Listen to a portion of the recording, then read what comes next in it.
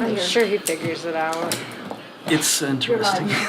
I see it All never. right. Good evening and welcome to the City Council Conference of Tuesday, September 26, 2023. One item on the agenda. Anthony left. He'll be right back. He'll be right back. Something. The agenda item is an update on the ARPA Affordable Housing Project.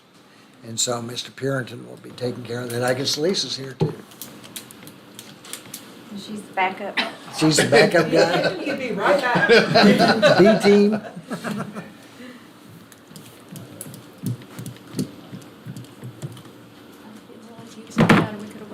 Well, Lisa, do you know any good jokes or anecdotes or stories? I promise he'll be right back. Good answer.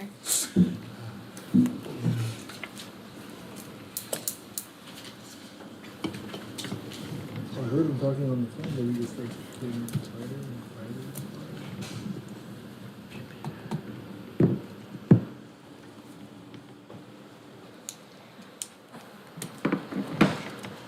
Yay! See, I told you, he'd be right back. You are most correct. Have you started? Yes. Oh, sorry. You want another introduction or? Yeah, Still Anthony. so still me. So back again on affordable housing, a project update. This one's pretty exciting. We can actually get into some of the meat of the actual project. So with that, I'm just going to dive right in. Here is the one concept view that we have currently at the moment. That's more of a 3D render, but this is Crimson Flats. This is the RFP application proposal that we have selected. And now I'm going to tell you a little bit more about it. But first, what I'm going to do is I'm going to give you a little bit of a brief background, make sure everyone's on the same page.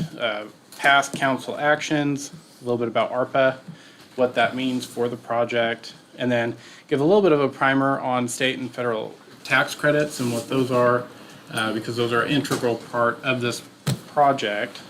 And then I'll kind of give you a little bit more of, since the last time we spoke, what the RFP process looked like, the outcome of that process, the decision behind the actual outcome, and then I'll give you a timeline of the future meetings, what's to come, that way you guys are expecting down the line. So, first, this is just the background section. So, affordable housing, I think this is a good place to start off, especially for members of the public who could be watching, because I think this is a little bit of an amorphous term that means different things to different people. The general idea is that an affordable housing development is a housing development with rental caps to maintain affordability for tenants meeting income criteria, right? So it's based on the actual income of the tenants in the development. Affordability, what that specifically means according to Housing and Urban Development, it's affordable housing is when 30% of your total household income is going towards housing. Anything more than that, you are housing burdened, right? Lower than that, that's what affordable is in terms for the HUD definition. It's important to note that in these types of projects, we're talking about tenants that have an income, right? So an affordable housing project does not mean no income for the tenant, right? It's not that kind of project. All the tenants have to kind of go through the same process that normal tenants at a market rate development would have to go through. They have to go through the background check, application, rental history checks. So the only difference is the tenant's actual income and what that looks like and the rents that are being charged in this development. So what does that look like, right? Here are some of the median income rents, and there's a lot of percentages that get thrown around, and it took me a really long time to understand what all that mean, because you have like two different types of percentages. Basically, it's based on the median income for that area, right? So there are different affordability, different affordable rates. So for example, the 60% median income, that's 60% of like the median income, right? So you take the median income, 60% of that is the income target that you're gearing towards. So what is 60% of the median income? For one person is $34,000. That would be their salary. So that's like starting salary for maybe a teacher.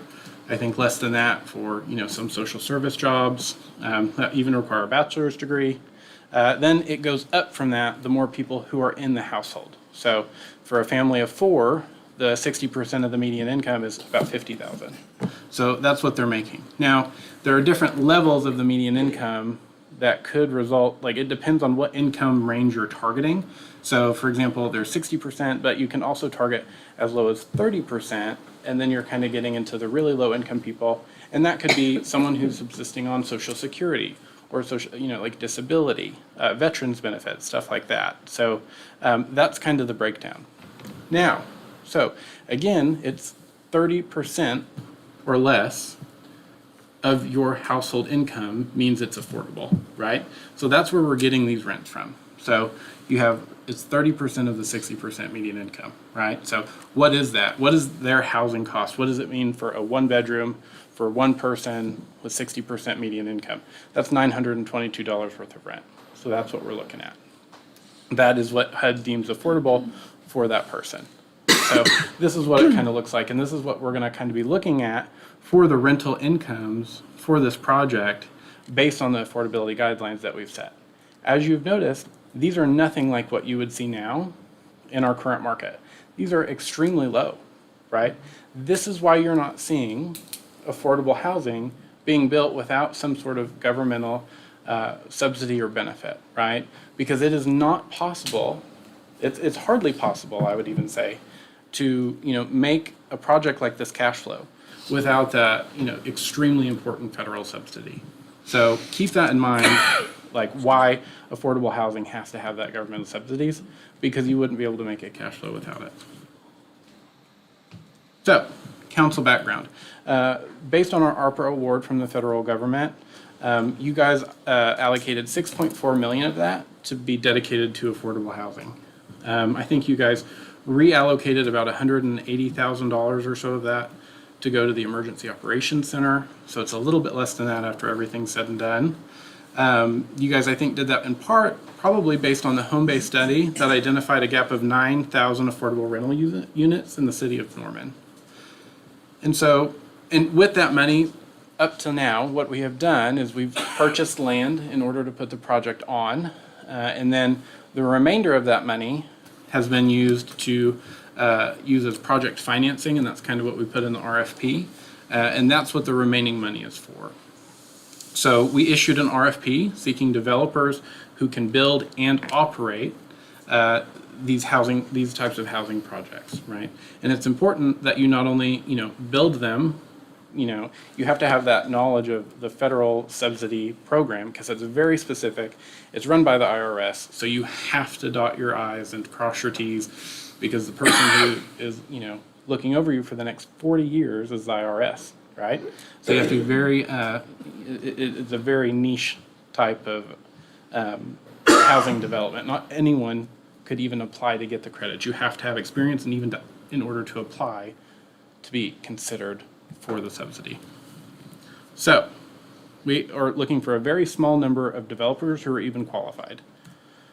And throw into the mix, not only are we going to have like the normal affordable housing requirements under the IRS and HUD, what so have you, we're also going to have some requirements under ARPA because this is ARPA money that comes with strings, of course. ARPA does have a specific type of use for affordable housing. That was one of the ones that it is a allowed use, but they had really, really beneficial and specific rules that only pertain to affordable housing projects. So ARPA requirements, if you're going to use it for an affordable housing loan, it has to be at least 20 years long. The money comes back free if they pay you back on that loan, free from any ARPA requirements. So you spend $1, that dollar comes back to you. That money is no longer tied to the ARPA usage requirements, right? But it must be encumbered by the end of 2024 and spent by the end of 2026, like all ARPA dollars. And the funded project must meet certain requirements. Basically, they have to meet the same kind of requirements that a normal affordable housing development would have to go under, right? So if they already are operating under a current regulatory scheme, such as a tax credit financing program, then they meet the ARPA guidelines. So what we did in the RFP is we tied it to some of those recognized ARPA regulatory schemes, such as the tax credit program, to make sure that we're meeting the ARPA requirements at the same time. And the reason they did that, and this is really important, again, is because there are such strict requirements on these types of developments and the maintenance of them for, up to 40 years, right? So it's a very tight ship that the federal government runs. So we're just piggybacking off of a lot of what they're already doing. And so again, the important part here is that we have the opportunity, once we loan these funds, to get that money back, and then we can do, again, this is no longer one-time funds, right? We're getting that money back in repayment from the loan. And they no longer require those ARPA strings. So now we have the Oklahoma Housing Finance Agency. They're OFA, they're the ones who allocate and actually manage the money on a state level. So the federal government divvies up the money that they have for the tax credit program. That goes to OFA. OFA also does the state programs with state money. And they're the agency that takes in the applications, awards the money, does all the oversight. And so the federal program has about $9 billion each year that helps subsidize these affordable housing developments. Our chunk gets administered by OFA. OFA then, like I said, is the oversight. And then the important part of this part is that the OFA requirements and the application to get these funds are very competitive, right? You have a very small pool of applicants, but you also have a very small pool of money, right? The amount of money it takes to actually get these developments off the ground is not going to be covered only by these tax credit funds, right? It's a very small piece of the pie, right?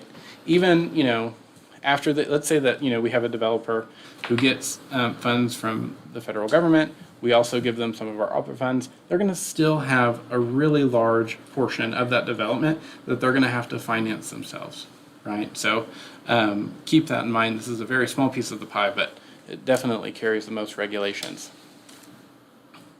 So now we're going to get into the actual specific RFP process. At the last time we spoke, I don't think we had actually gotten any applications in at that time. So this is the actual property that we bought to use for this project. It's on the corner of Imhoff and Oakhurst, kind of just north of the Hitachi plant. That field area to the left, if you remember, I think in the last year or so, it came before you. That is also a housing project, I think, by Ideal Homes. It's the very narrow lot line development that came through. They were kind of supposed to be starter homes or more affordable homes for new buyers. So this is kind of where we're at. We bought the property early this year for about $525,000. The reason we bought it in this location, thanks to help for Karen Canavan at the Norman Housing Authority. She's the one who identified this property and brought it to our attention. It's a really great location to maximize our scoring for an application for the tax credit program. Where it sits in Norman, it's in the qualified census tract, which gives us a lot of points for our application. So OFA is going to look highly on this location. And, we also thought that this was a really great location because it was already zoned. We'd still have to rezone it, but it was already zoned for a 75-unit affordable housing project. It was a senior project, right? So we're not trying to, increase the density or increase the actual use of it. So we thought that this was a perfect spot to put our affordable housing project on. So we issued the RFP in late spring. We actually got 6 applications, which was the perfect amount. We were able to narrow that down to 2, interview both of those applicants, and we were very happy with all the applicants we got. It was actually kind of a tough decision when we narrowed it down. But we did end up going with Gorman Management Company, which is also in their partner, Milestone Property Development. The reason we went with them, and I'm going to get more into them in a little bit, but I think, every single person on, the selection committee ranked them the highest, and it's going to be for a reason. And I kind of want to talk about the selection committee at this point too, because it was myself, Lisa, we had 2 great consultants who were helping us through this entire process, because this type of information, again, is very niche and is very new to everybody. One of which was actually the head of OFA at one point, so very, very great knowledge base.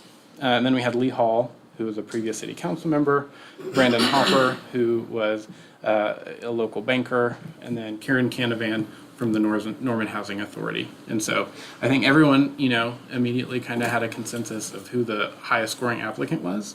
I think that really, if you know more about Gorman Properties, you'll understand why, right? They've been in business since 1904 as a family business. It's passed down through the generations, and now it is run by Tom Gorman, who is the current president. We already knew about Tom. One second. Before we even issued the RFP, because we talked to our consultants and we kind of talked about some of the main players in Oklahoma right now and what their kind of developments look like. So we had already had him on the map. And the other reason for that is he's the only RFP applicant with strong ties to Norman, right? He's not actually based out of Norman, but he does, I think, currently operate one or two developments here in Norman. Like he's a property management, so he's not building new developments in Norman, but he is running them, right? And the management piece is very important to our project because this is an investment and we want to make sure our investment is secure over 40 years, right? That requires, a partner who we can rely on for a long time. One thing that was really important to us about Tom was he doesn't really sell his properties. He keeps them in his own business. So if he builds them, he's usually running them and he doesn't sell them. Those are his properties. And he's very, we knew that we would be working with him throughout this process. And we were also very happy with the quality of the property. Sorry, yes. Councilmember Green? I believe. Oh, okay. Oh, I was just gonna ask, if he's not in Norman, where is he mainly located at? Bartlesville. Okay. Gotcha. So, and again, we're talking about a very small pool of applicants here. So I don't even think there's any developers in Norman that would have the relevant experience who could apply, right? We had a lot of applicants who are actually from out of state. Like, I think one was from Georgia, Kansas, stuff like that. So, and you do see a lot of these companies who have like a tri-state area kind of where they operate. So, but no, he is Oklahoma based, which was also kind of important to us. He's right there if we need him. He's not that far of a drive if we need to knock on his door. So I think that, we really couldn't have chosen a better like actual property manager, right? And I think one of the really interesting part too is he's had a very strong nonprofit part. Oh, sorry. That's leading into the next one. But my question is, this is 4 generations. The current president seems to hold on to the properties. Is this a trend with the entire family? Like generation after generation operates in this manner?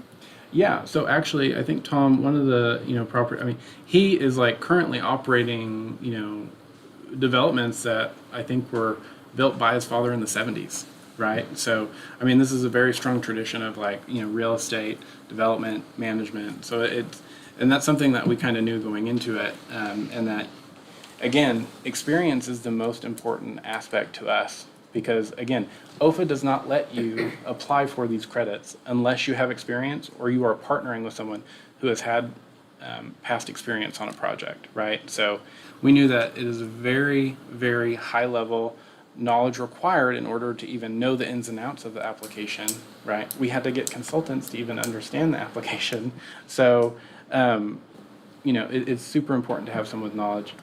Not only, I think, knowledge of the tax credit system, but of Oklahoma and Norman and, the surrounding community, right? Because we want to make sure that whatever project we create is right for Norman, right? Because, it's a one-time fund. It's really important that we, have a successful project because, again, this is an investment. So I think, of course, that's why. It is like 40 years is the projected time frame of maintaining this. So I don't want to guess how old he is or suggest that he is going to die prematurely in an accident. I'm just kind of curious if that is, if somebody were to replace him, that this level of like quality property management and retention is the company value, I guess. I think so, right? And I'll get to a little bit more in depth about like how we are going to protect ourselves going forward in situations like that. So that is a good question. And the last thing I'd say about Tom, I really can't sing his praises enough, is that, he's like the developer of choice and longtime partner with Catholic Charities. I don't think they'll use anybody else. So when they're, doing some sort of development or getting public funds, that is who they work with. So, I think it's really, I think that also says a lot about him. And, one, as a partner, that's really important, because a lot of the times these properties, they're for-profit businesses, right? We want to make sure that we can, partner with someone, and that partnership will be good and long-lasting. So, and that's testament to that. So here's kind of an overview of the property. And again, I'm going to talk about a lot why this actual proposal stood out to us the most. You'll see there's like a lot of little boxes on the north side of the property. Those are actually single-family units. Those are not actual apartment complex units. This was really important to us. Tom was very, very intentional when he did that, because right to the north of that is a single-family development, right? So he actually tapered the height of the building to be more cohesive with the surrounding neighborhood, and it gets lower the closer you get to the neighborhood surrounding it. We had some proposals who had 3 stories right up to there. There were balconies facing someone's backyard, right? Like, that's not, the best situation, and I don't think that's making with a, as a great neighbor. This one was very intentional, and it's also a different mix of development, so it's actually catering a little bit more to a different, target population, and I think that's really nice. But in the 2 buildings, the one in the corner there and then the one on the side, those are more your traditional apartment complex buildings. So what we have is 75 units, so the same as the previous development that had owned the property before us. And here's kind of the unit mix that we have. It's heavily 1-bedroom, which is what the home base study identified as the most needed here in Norman. I think there are 40 actual total 1-bedroom units, and we wanted a mix of AMIs for each different level, right? And so we are also going to be supplying housing vouchers to the project through the Affordable Housing Corporation, or the corporation, or The Housing Authority. Public Housing Authority, are the ones supplying the vouchers, and they've dedicated 10 to the project. So that also helps the property cash flow a lot better. There's also a lot of amenities, and this also helps us with the application to OFA, a storm shelter for the residents. That was really important to us. That was actually a bonus item on our RFP. Yes. So this property is pretty heavily wooded currently. Would the trees and everything that are within that 25-foot setback remain as a buffer between the existing neighborhood and the The 25-foot setback, I don't know. I think there's a pretty good strip between the developments. I'm not sure if there's anything even right now in that 25-foot setback. It's all trees. Is it? Okay. So Unless it's we second have, picture. we have communicated to the property owner that, council is very concerned about the trees. We want as many trees to stay on the property as necessary, and I also think that, it takes a long time to grow those, and I think that's a great amenity too. And so I don't know if they necessarily put that in there, but we have said that to the developer. The problem I see is there's going to be a lot of grading work that's needed because the property is very uneven. And as you'll see in the next slide, there's going to be a pretty heavy detention pond that we're needing for drainage in this area, which itself in a way is an amenity, but I don't know if, in order to do those improvements, I don't know if the grading will require you to take some of those trees out. But we have, and I think it also on the cheaper side, if you can keep those trees, it's a cost added as well. Yeah. So- Utilities, cooling, but I think also for the neighbors back there. I think that would That be existing really helpful. tree line is a pretty good amenity to it. Yeah. So we also have raised garden beds, playgrounds, and here's a really important part, one that we stressed in the RFP. All ground floor units meet our visibility requirements and are accessible. So that's really important, and that's something that we stressed in the RFP, and they definitely delivered on that. This isn't all the amenities, but this is the few that I kind of wanted to point out to you at this time. Here is, the layout of the property. It's 43% green space, which I think is a marked improvement from the previous development that was going to be on the property. And then this one, you can see the detention pond, and that does take a lot of area in the middle of the development. And that's pretty important because there was I wouldn't say necessarily a creek, but there was like a a dip in the area. It's like I'd call it more of like a ditch area in the middle of the property. So we don't want to lose any of that drainage that we currently have. So a little bit more about the general agreement terms. We're still in negotiations with the developer. Hopefully that will come to you in October. But here's some that we anticipate will be make it into that final agreement. And this is one of the most important ones. They must maintain affordability of the premises for at least 40 years, right? That's a really long time to maintain affordability. I think in Oklahoma, most of your developers already do that in order to be competitive. But, you know, some of that already is going to be required by IRS and OFA up to like, I think 30 years. So funding, right? We're using ARPA funds as a loan to the developer. As I've already mentioned, the developer must secure OFA funding and they have to construct the project. This is going back to your question earlier, council member, that we are putting limitations on the transfer of property with our approval. So they can't transfer the property away unless we have approval prior to that. And this is a question mark because I think I want today to talk about agreeing to provide infrastructure improvements to the project. And how this works is, you know, OFA, in order to be a successful applicant, there are many different requirements you must meet, but the competitive part is your cost efficiency and how efficiently you can build a project, right? So that more funds go to afford more affordable housing. If we provide a little bit up front in terms of infrastructure, for example, Imhoff would need to be widened as a part of this development, which isn't actually that much money. At least, I don't know, I'm not an engineer, so I thought it was like, oh, that doesn't sound that bad. If we can do that, and also I think they would want help with the drainage pond, if we could provide a little bit of infrastructure there, that decreases the cost of construction, making that application more likely to be funded to OFA. Anthony, there was some money that Congressman Cole had that was left over that I think came up either by the end of this year or by the end of next year that was specifically for this kind of project infrastructure. And they were talking about sewers and drainage and things like that. Let's get together afterwards and I'll give you those numbers and we can figure out if there's a buck out there. Let's squeeze it. Yeah, so, and I think, you know, what right now we're looking at is about $500,000, give or take. That number has not been finalized, but I think in terms of securing the actual funding, it is very important that the city be aggressive in making sure that this project scores well on its application, because again, this is ARPA money. We have to use it within a certain amount of time. There are so many bites at the apple that we will get. And the quicker you get funded, the quicker you can start construction. So, that being said, because it's such a competitive process, that would really help a long way in making sure that this project does get funded by OFA. So, here's what is next. Oh, go ahead. What is the cost for widening Imhoff and for the drainage? Okay, so How much money are we looking at? this is, Public Works might send me a nasty email for sharing this number because it is a very rough number. I did not ask for a specific number. About $120,000, a very, very conservative estimate.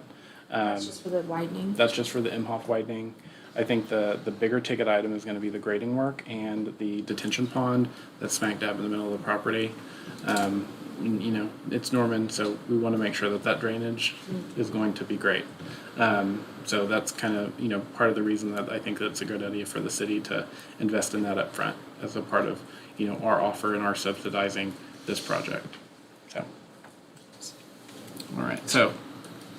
You might be saying it. My question was, I think when we originally talked about this, there was like a deadline for all the applications. Is that what we're about to talk about? Yes. Okay, great. Perfect. And here's, you know, the application, right? So the application deadline is going to be January of next year. So what has to happen prior to that date, right? They have to have an option to purchase the property, or they have to already have acquired the property. It depends on which kind of financing you're going for. And zoning has to be in place, right? So that's what we're looking for before the end of the year is out. This is the kind of stuff that council needs to have done. So October, what we have is we've already submitted a zoning application to rezone the property from, a spud, or a PUD, maybe, to a spud. and we're going from a 75 unit spud to a 75 unit spud. We have more green space than the previous one. I think that, you know, I think that the rezoning is not going to be the issue. But we do have the Planning Commission next month in October. Pre-development with the surrounding property owners is actually Thursday. So, and then also in October, we want the initial master agreement, the term sheet, with the developer to come to you guys. This is a master agreement that kind of, we are agreeing to agree later down on the road and setting out the very basic terms of those agreements in one kind of guiding document. Then in November, we would like all the final agreements to come in front of council, probably on the same date or the same council as the zoning approval, right? We are fast tracking, I think, a little bit this application, so we're gonna probably go to city council a meeting earlier than we normally would. And that's so that the developer has that zoning in place so they can do the January zoning application, or the OFA application. Again, January 25, that's when we ask for the money. I think March of 2024 is when they actually award the money. And then, this is the fun part, because OFA requires, you know, pretty strict deadlines for these projects to be completed, the project completion will be by summer of 2026, which is pretty quick. So there's like, I think, a two and a half year turnaround for these projects that they have to meet. So we were actually pretty surprised by that we would be getting a project out of this so soon. So probably by the end of even the ARPA deadline to expend the funds, we're already looking at having an up and running project. So really excited about that. And I think with that, I'm happy to answer any other questions that you guys have about the project, or, you know, what the process looks like going here forward. Can you just get something to me about the residency requirements? 'Cause there's gonna be 10 vouchers, and that's people who've applied for actual like Section 8 housing. And the rest of them, do they have to show like income proof requirement? Because I just want to make sure priority is given to those who really need it, like the single moms. Absolutely. 50 hours a week compared to. And I'm glad you asked that question because, you know, I think this is another really important thing to mention. The IRS regulations actually would not allow student housing to actually, you know, students would not be eligible for this housing unless, you know, it's like a student who has a family, right? So it will not be student housing, that's one thing. But you have to, you know, make sure that the tenants do meet those eligibility requirements. And can you get those to me? I just want to go over them. We can see what we can do, and I think that might be an OFA. So I know it's going to be two separate document. sets, one set for the people who get vouchers and then one set for Yeah. the 60% AMI or. Yeah, and we can get you like what OFA looks for and what OFA makes. That's the- perfect. I just want. Other questions? And maybe feedback on the potential investment from the city on the site work. That'd also be helpful. Go ahead. When would we get like an actual number? So that would probably be with the term sheet that's coming forward in October. But again, I don't necessarily want to bring that to you guys if you're like, no. Or I want to see it. Yeah. So, and I figured it would probably be tentative based on the number, and then we could also, at that time, because we would know, you know, this type of work would cost this much, this type of work would cost this much, we could give you guys a better understanding of like where in our current, you know, where we could pull to make that happen, whether it's the capital account or what. Yes, ma'am. The Gorman people, obviously property management, very long term. Have they done a project specifically like this before? Oh, yes. Yes, okay. So they are very well versed in, you know, getting funded by OFA. I think their last project that was funded, I could be mistaken, but I remember, you know, looking back at the OFA, who they funded previously. And one thing I noticed that, you know, when I looked, he was, you know, his was the number one. His was the top scoring application. And it was actually for a project here in Norman as a rehab. So, you know, that, again, that just kind of cemented to us that, you know, again, we were wanting someone who knew how to get funded and who knew how to run a really good property. And I What think, do we know about the developer people, the Milestone Property Development? I can give you more information on them. I think that's just kind of who they partner with. Those are the ones who actually like build like construct the actual buildings. To me, you know, you have a 2-year timeline of construction, which, I mean, that's one thing. To me, I think the investment piece and the piece that's most important to the city is that 40 years of, you know, continued compliance they're going to have to deal with. But I will definitely get you more information about Milestone and their qualifications and what makes Are they them. the ones like on all the top scoring applicants with them? I think that's who he uses. Lisa just keeps saying. Yeah. Yeah, they partner together. For all of it, okay. Yeah. So, Yes, sir. I'd be okay with considering public improvements for sure. Okay.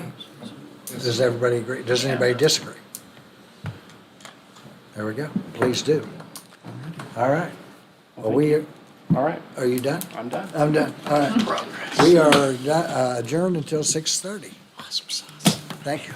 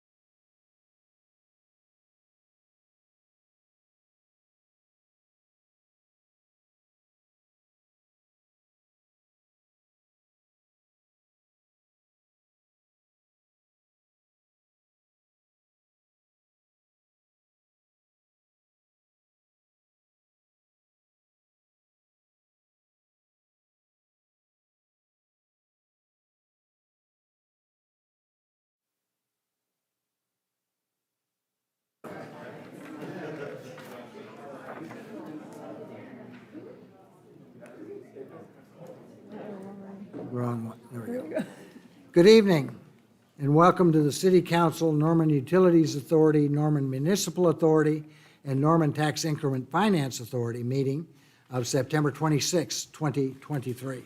Madam Clerk, will you call a roll, please? Councilmember Ball, Here. Councilmember Schuler, Here. Councilmember Montoya, Present. Councilmember Grant, Here. Councilmember Nash, Here. Councilmember Foreman. Here. Councilmember Holman, Here? Councilmember Peacock is absent, and Mayor Hykela. I am here. Thank you, ma'am. Would you all join me in standing for the Pledge of Allegiance, please? I pledge allegiance to the flag of the United States of America and to the republic for which it stands, one nation, under God, indivisible, with liberty and justice for all. Thank you. Item number 1, approval of the City Council study session minutes of June 20th, 2023, City Council special meeting minutes of July 26th, 2023, August 2nd, and September 5th, 2023. I'll entertain a motion to approve the minutes. Second. Motion, and the motion on the floor is to approve the minutes. Council members, you may cast your votes.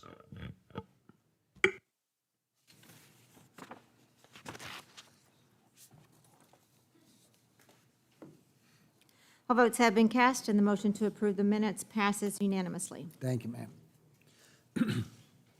Item number 2, a proclamation of the mayor proclaiming the week of September 17th through 2023 as Constitution Week in the city of Norman. I'll entertain a motion to acknowledge receipt of the proclamation. So, second. Motion on the floor is to acknowledge receipt of the proclamation. Council members, you may cast your votes.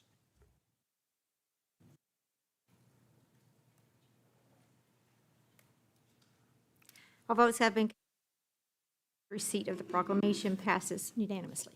Thank you, ma'am. I'll read the proclamation.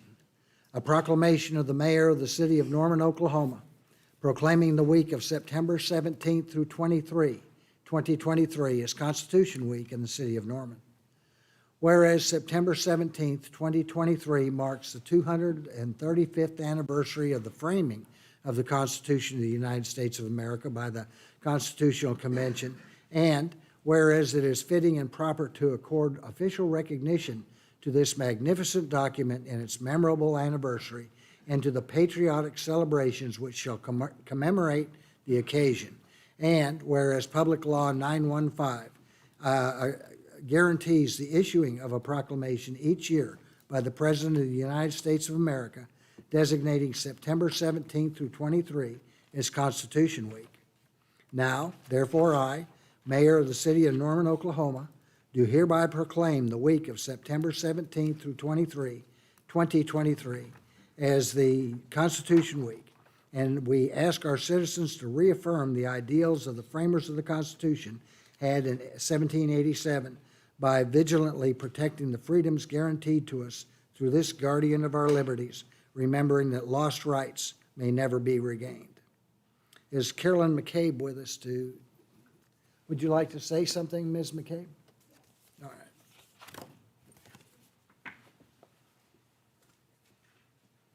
Please do.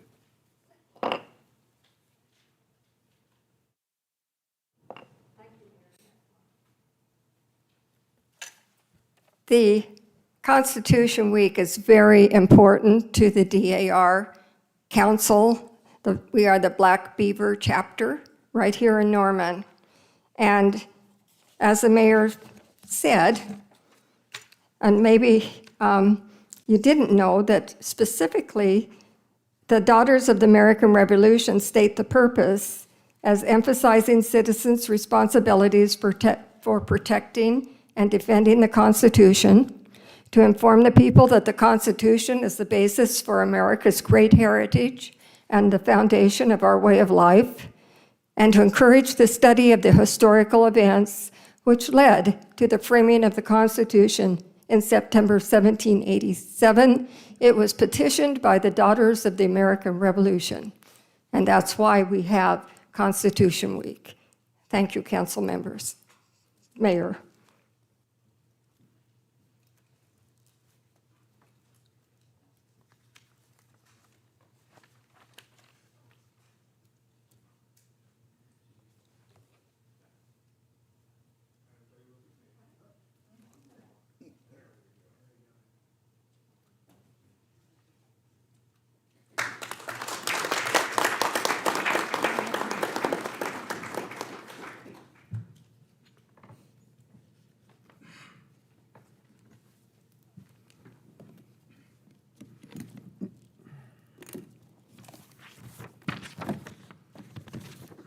Item number 3, a proclamation of the mayor proclaiming the month of October as Pedestrian Safety Month in the city of Norman.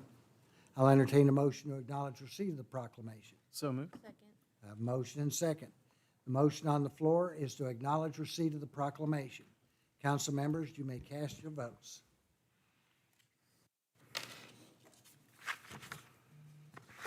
All votes have been cast, and the motion to acknowledge receipt of the proclamation passes unanimously. Thank you.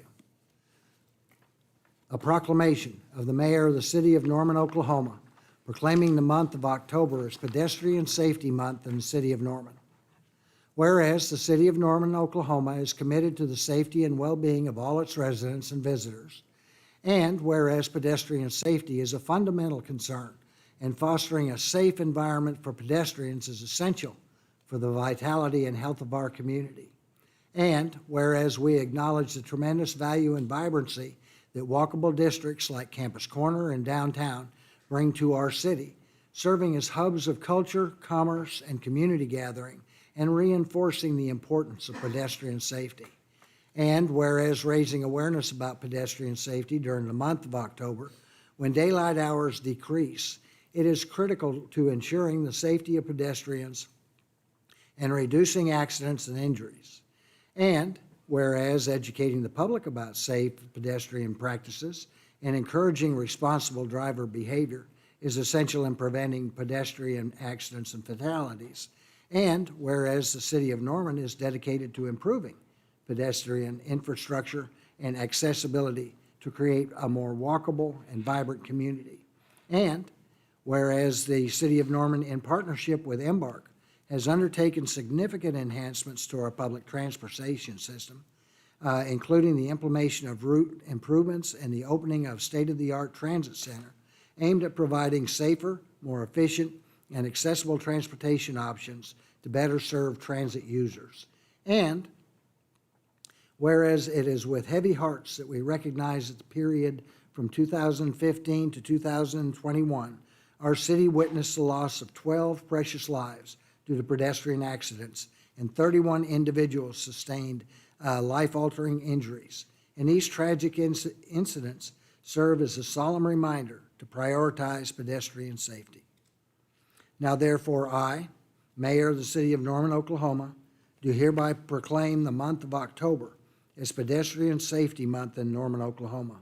I call upon all residents, businesses, schools, community organizations, and government agencies to participate in activities and initiatives that enhance pedestrian safety, including educational programs, public awareness campaigns, and efforts to improve our pedestrian infrastructure.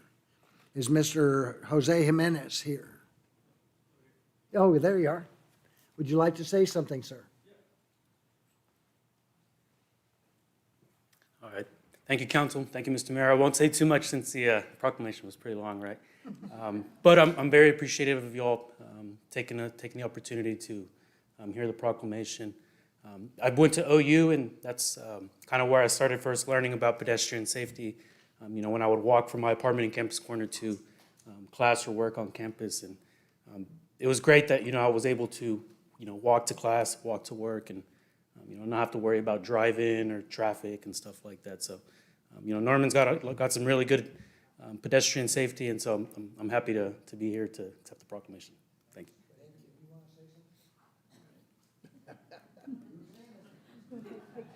Are we just supporting? How's that? Thank you.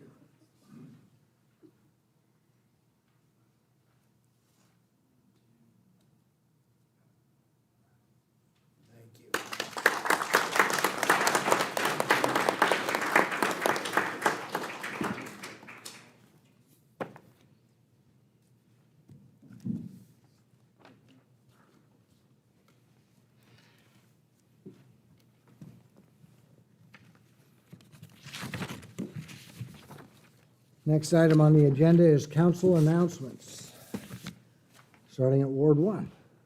The first thing I want to talk about, the city of Norman lost a longtime employee a few days ago, a fireman here. His name was Levi Wilkins, and I just wanted to make sure, or I just want to express my sympathy to his family and to his fellow firefighters. You know, our prayers are with you, and I hope the city does everything we can to support his family in this time. The second thing, if you're on the east side, we experienced some water main breakage. A 48-inch line broke. So a lot of reduced water pressure. I know we had some reduced pressure last night, and it's going to be scheduled again Wednesday night from midnight to 3 in the morning. So if your pressure is a little low, but they're getting everything fixed, doing all the tests to make sure the water's good. So everything should be good to go there. And the very last thing, splash pads close on the 29th. So if you have kids like me, better go and enjoy it for this last time. Weather's supposed to be in the 90s for like the next week, though, so it should be fun. So that's all I have. Thank you. Councilmember? I don't have much to say tonight, but just want to recognize some of our students that we have in the audience tonight. I know Mr. Rigger brings his class each semester, and they kind of come to experience what it is like in a public meeting. We also have a new intern in the city manager's office, Emma, who is going to be helping council and kind of learning behind the scenes. But I think it's really important that we have these relationships with OU and our student community that are here in the city of Norman.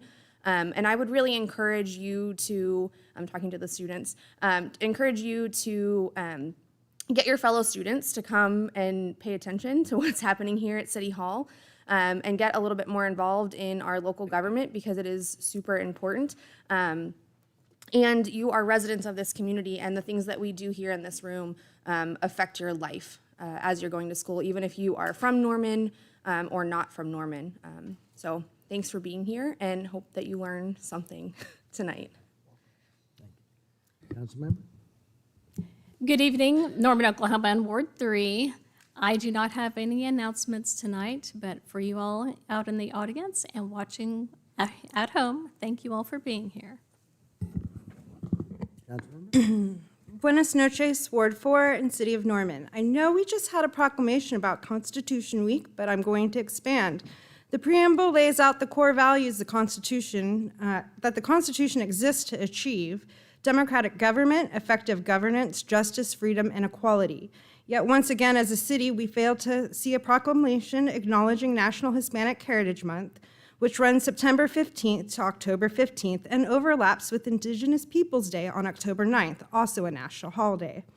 I find that to be such a wasted opportunity considering our diverse and blended histories and the fact that other cities in Oklahoma, like OKC and Lawton, for example, have issued proclamations for National Hispanic Heritage Month. I'm also angered that the American dream is one that in various and insidious ways remains out of reach for specific groups. Tonight, I ask for our Hispanic and Indigenous city employees, residents, students, and visitors, for whom are we building an inclusive community? I won't get too deep into the historical weeds, but here's one profound legacy from both Hispanics and Native Americans that has impacted human history.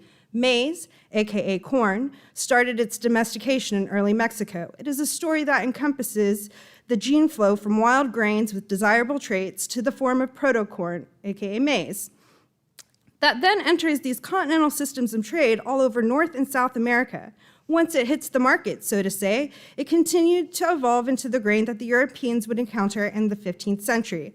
I choose maize as this connecting motif between peoples because today it is a crop in both its raw and derivative forms that enriches businesses and nations across the globe. Anyway, it's disappointing to me to, in this day and age, be in situations where racism, unapologetic in its willful ignorance, pervades and attempts to erase entire legacies. Last year, in a newly elected officials panel, which included our state delegation, someone on this dais referred to the folk dresses worn by young dancers at our city's first international festival, which FYI, the styles of dress and dance were from Jalisco, Sinaloa, and Chiapas, as pretty Mexican girls in their pretty Mexican costumes. I would later receive a message from a Hispanic legislator, also in attendance, expressing her dismay with the choice of words and the deep place of ignorance from which they came. I would like to give the city some free advice as your only non-white passing, non-binary person of color to be elected in recent memory. Get educated and then strive to do better. Respect is a two-way street. According to our home-based study, because this is all connected, that despite Norman's higher than average education, wealth, and prosperity when compared to the rest of Cleveland County, we have the highest rates of poverty, 18% compared to 12%, and that historically in this sundown town till 1967, the legacy of systemic racism is still pernicious. People who struggle the most with housing cost burdens and access to homeless services are African Americans and Native Americans. And among the 1,751 residents who accessed homeless services in Norman and Cleveland County between 2017 and 2019, whose ethnicity was known, 7% were Hispanic or Latino, while 93% were non-Hispanic or non-Latino. While the lower rates of Hispanic or Latino residents accessing emergency shelter, 6%, and permanent supportive housing, 5% during this period, transitional housing, rapid rehousing, and homelessness prevention providers reported serving higher rates of Hispanic and Latino residents, 14%, 8%, and 13%, respectively. Proclamations are not the silver bullet that will eradicate all racist behaviors, past or present. But what they can do is keep community leaders, businesses, institutions, and the public at large mindful of our collective future, and maybe, just maybe, help us keep true to our motto, which is building an inclusive community. Next, I hope the public will get educated on our bridge maintenance bonds and plan to make, or have a voting plan that either includes that absentee ballot you need to get in the mail, early voting on October 5th and 6th, or you'll be doing it at the polls on Election Day, October 10th. To get the 411 on the history and proposed projects and the ballot language, please visit normanok.gov/bridge-proposition. Last, I want to express my deepest sympathies to the Wilkins family for the loss of a husband, father, and former City of Norman firefighter and Ward 4 resident, Levi Wilkins. I met the Wilkins family at an ice cream social in the historic Miller District in the summer of 2022. I got to know Mr. Wilkins as a loving family man. He will be greatly missed by Ward 4 neighbors and the broader community. If you have any kind things to say, Emily Wilkins, his widow, has posted information on social media about his memorial page. Thank you. Councilmember. Ward 5 extends its deepest sympathies to the Wilkins family, and aside from that, there's no announcements this week. Councilmember? Hey, students. Local gov, right? It's really exciting place to be. Again, my condolences to the Wilkins family. I served with his wife on the Historic District Commission when he was first diagnosed with cancer, so I got to know them a little bit when they started that struggle and to think of everything that family's been through, so they're definitely in my prayers. And then for more excitement, local gov, Ward 6 Big Trash Day is October 21st. It's a Saturday. Thanks. Councilmember? Thank you. I want to, a couple of things. The Keep Norman Neat program, which was announced by the city this week. I want to make sure everybody is aware of that. The city is providing resources and supplies for groups of up to 100 people. If you and your neighbors want to organize a cleanup in any of our city parks or anywhere in Norman, actually, the city of Norman is here to supply you with what you need to get that organized, and you don't have to worry about going out and getting supplies. So Keep Norman Neat program on the City of Norman website.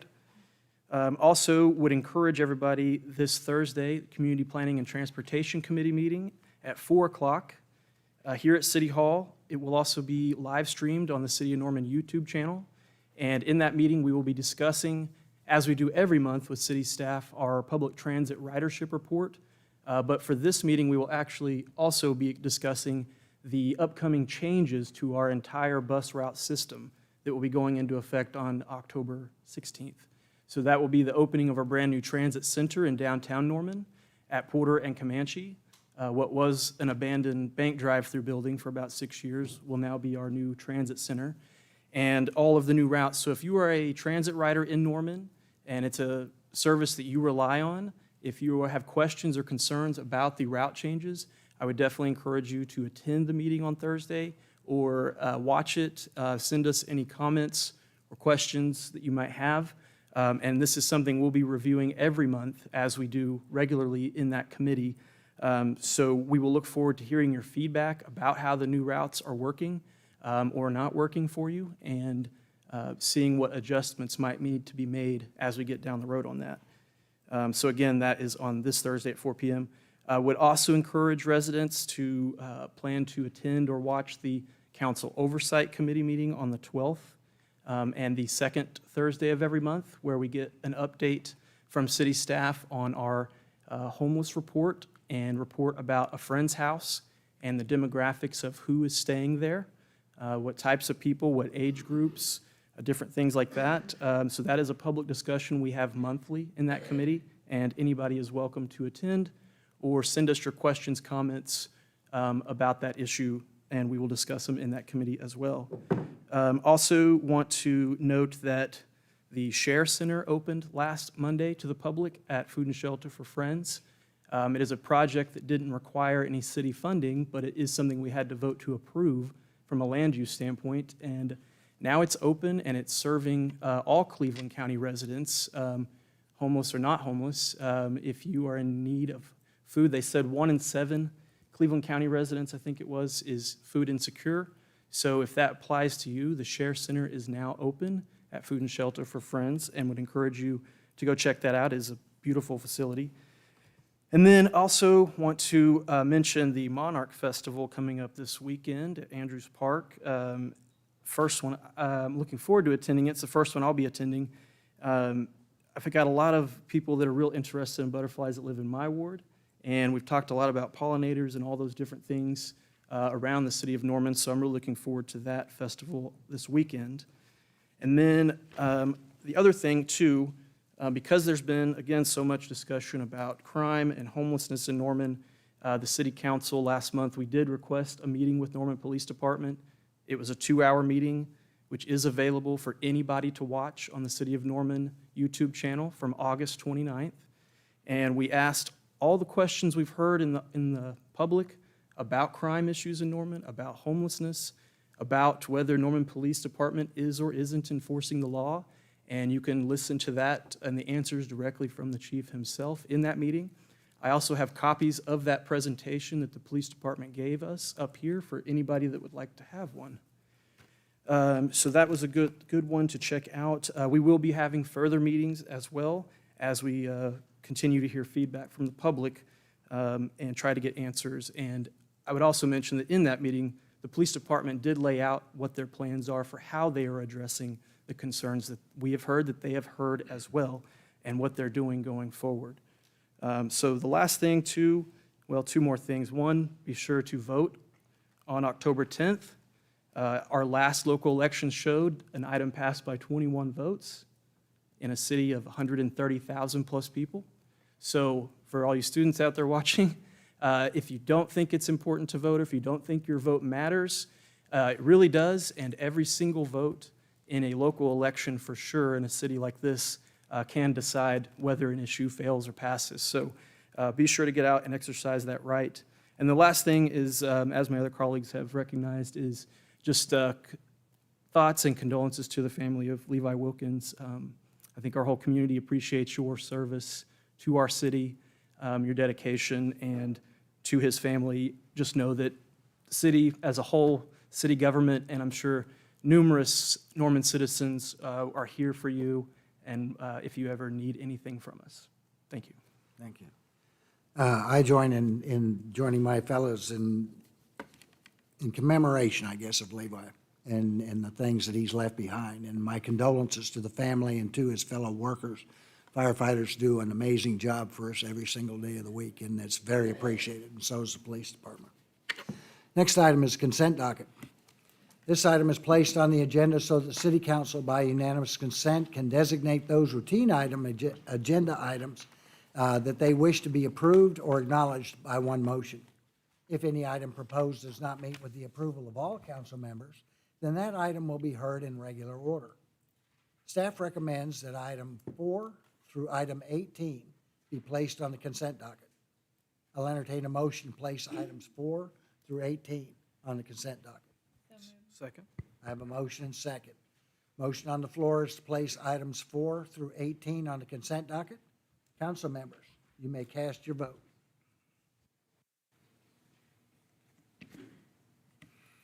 All votes have been cast, and the motion to place items 4 through 18 on the consent docket passes unanimously. Thank you, ma'am.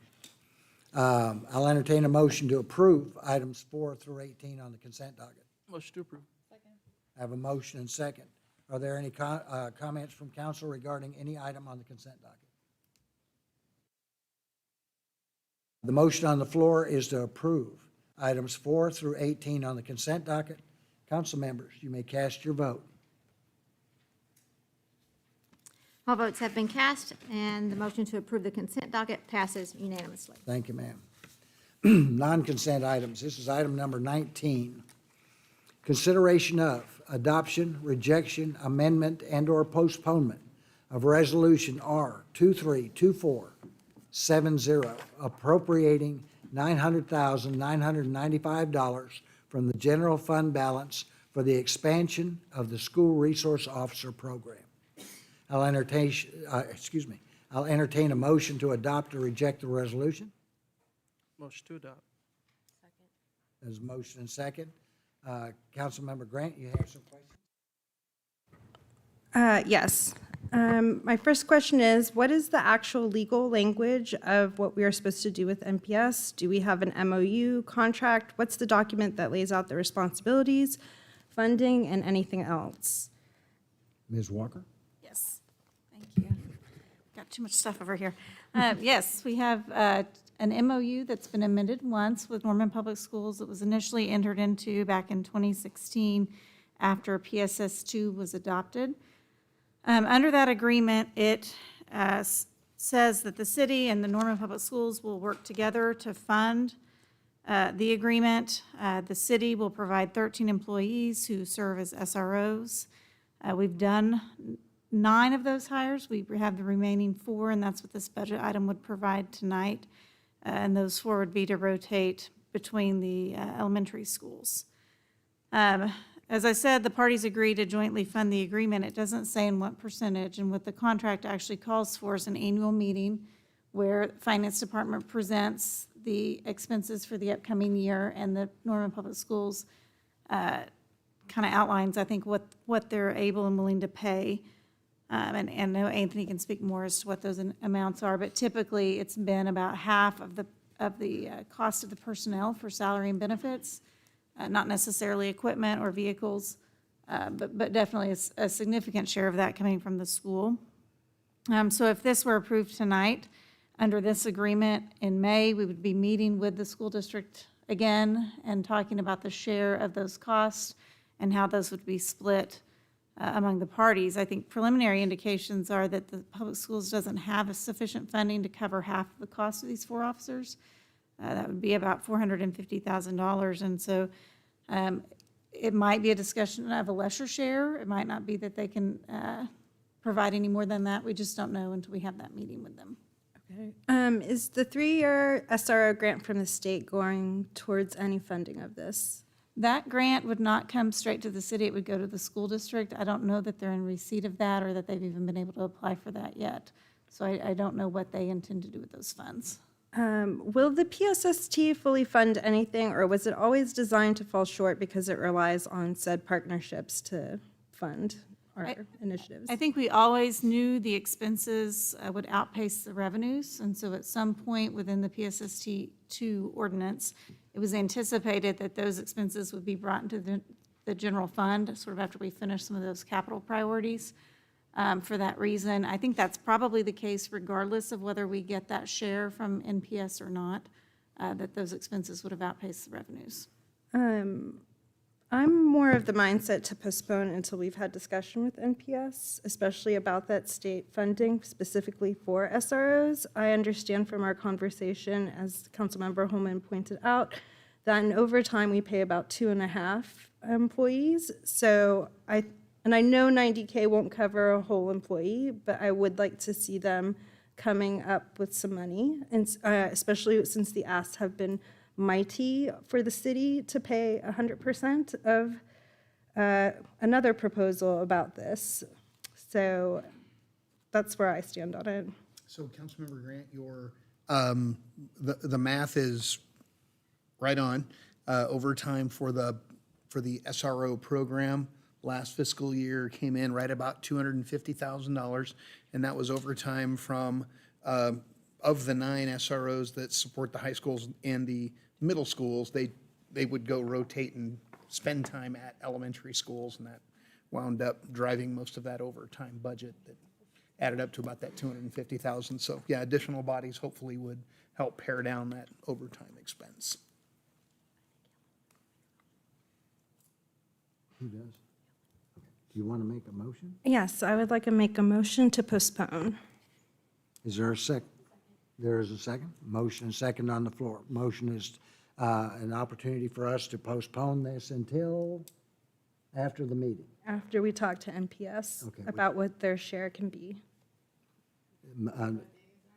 Yeah, we need a date certain. Well, does it have to be date certain, or can we link it to a meeting to be scheduled? Yeah, it doesn't have to be a date certain. It would be treated as a postponement indefinitely.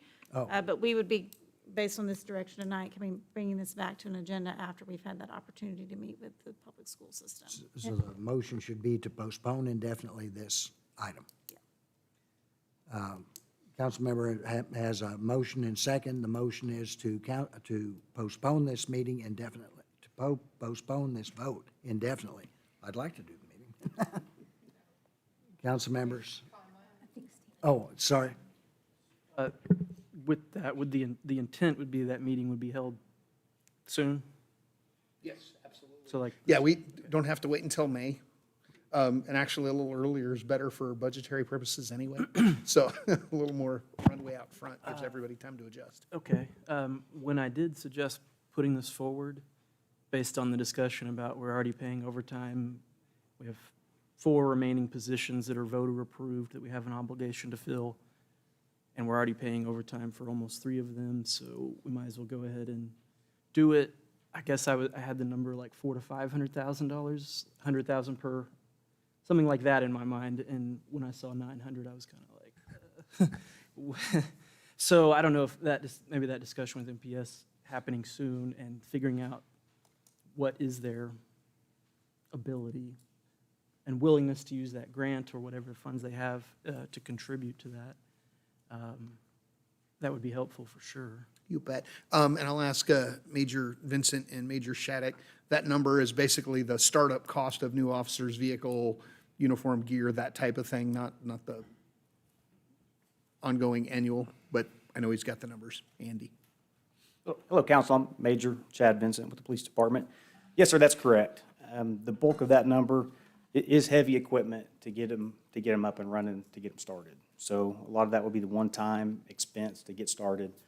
And then once we got that up and running, and a lot of that is the vehicle piece, so that we could have a presence in the front of the school. After we got past that, it would be recurring from there on out.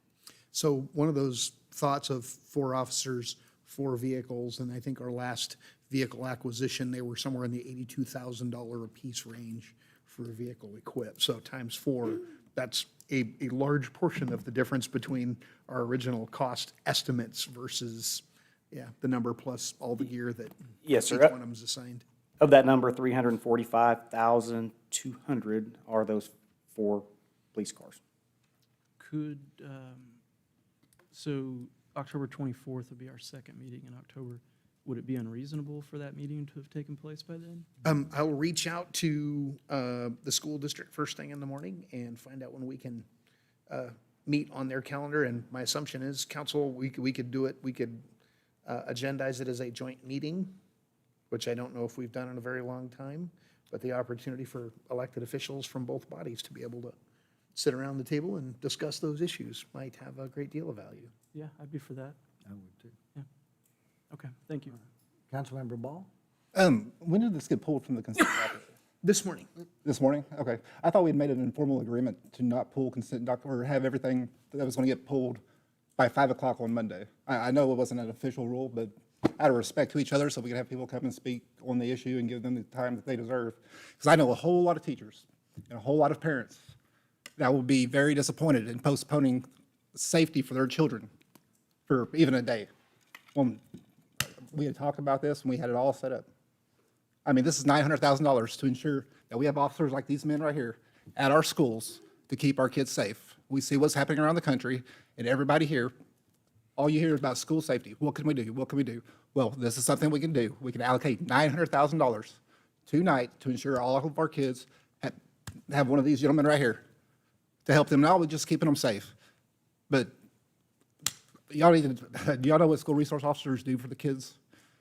They bring them shoes. They bring them books. They visit them at home. They help kids that are getting abused. They help kids that are going through things that we can't even imagine. So, no, I don't think we should postpone this for 1 minute. That's all I have to say. Thank you, sir. Councilmember Schuler? Yeah, so my thoughts on this were that we've had several conversations now about the future of, our SRO program. How are we going to fill not only the 4 positions that are voter approved through PSST, but then the school district also wanting to bring on and fill 17 positions for having an SRO in every single elementary school. And it has felt from the beginning that we haven't been at the seat or we haven't had a seat at the table in some of those negotiations. And I think that it was pretty clear in some of our last study sessions that we wanted the public schools to come to the table and have a discussion with us, especially for funding city employees that then work directly with another public agency. And if, Norman Public Schools is not willing to prioritize funding for SROs in their school district, why is it specifically the responsibility only of the city to come to the table with that funding?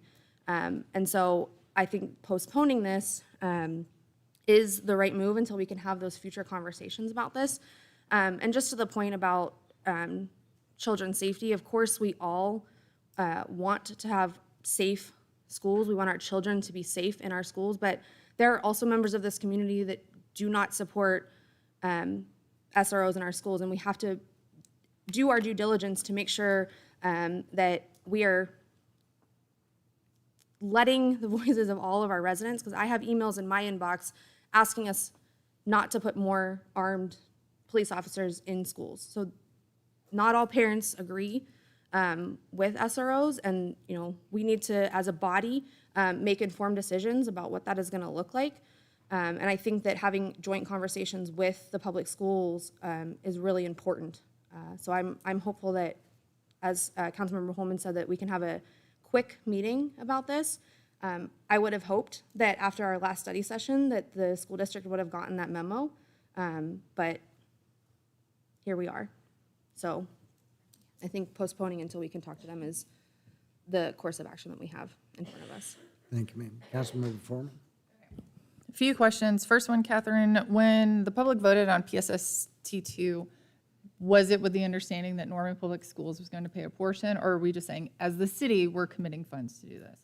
As I recall, the ballot language said jointly funded, and that was mirrored in the contract as well. So it didn't set out a percentage, but it did contemplate some joint funding of the officers. Okay, so this is a really high number, and as finance director, it's a scary big number out of the general fund because we're not tracking as well as we have over the last couple of years. So what is the actual recurring cost for the officers for that? Do you know? Because you said like $345 was for vehicles. Yes, ma'am. $345 was for the vehicles. The reoccurring cost for just the officer component only is $647,684. That's for the 4 additional positions. Okay. And then Mr. Francisco, time to get your steps in.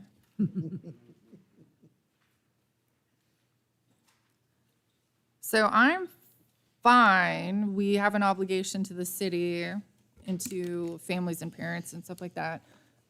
It's a big chunk, especially if Norman Public Schools isn't wanting to play with us. But I did have a question on some of the equipment, vehicles and stuff like that. I know we just took a big bite out of our asset forfeiture funds, but do we have enough that would cover these other costs besides personnel? If that is council's decision, the proposal is to take it out of the general fund balance. And yes, about $340,000 of this is for vehicles and equipment. But do we have enough money in the seizure funds to pay for that? And so it doesn't have to come out of general? No, ma'am, no. No, how much do we have in that? There's only like $20,000 We took a left lot. after the additional vehicles that were budgeted for this year. Okay, thank you. Councilmember Nash? So what consequences would there be to postponement tonight?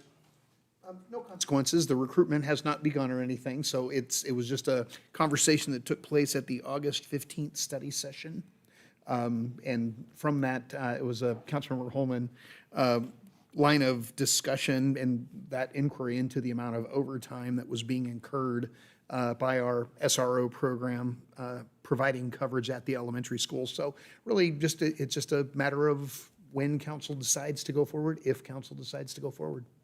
Okay, so I just want to clarify that postponement tonight won't lose our ability to allocate these funds if we see it necessary to this program, and we won't be seeing any kind of lapse in protection for the schools with the SRO program. We'd just be getting a better seat at the bargaining table with the Norman Public Schools? Yes, sir. All right, thank you. Councilmember Holman? I was just going to ask how long it would take if we do approve funding for the additional 4, how long would it actually take to see them in the school?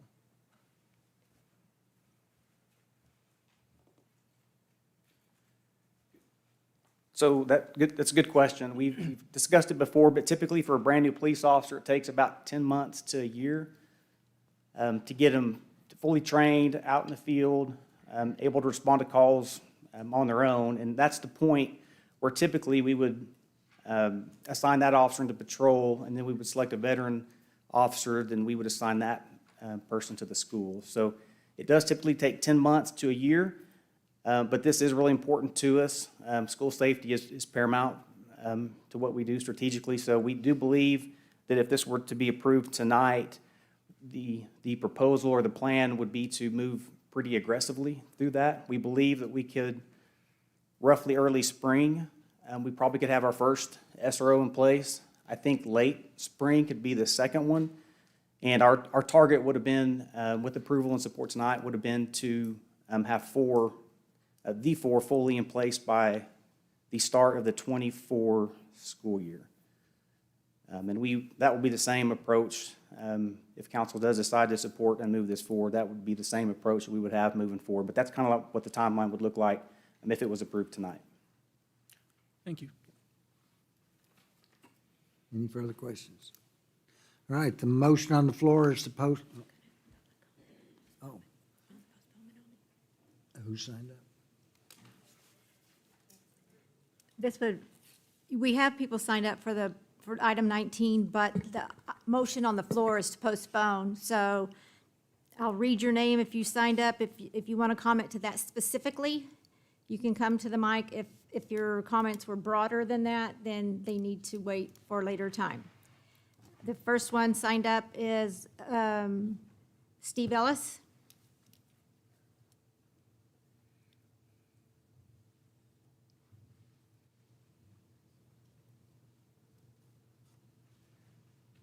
Steve Ellis, Ward 4. Sorry I'm a little slow. I'm hurt my knee this weekend playing touch football.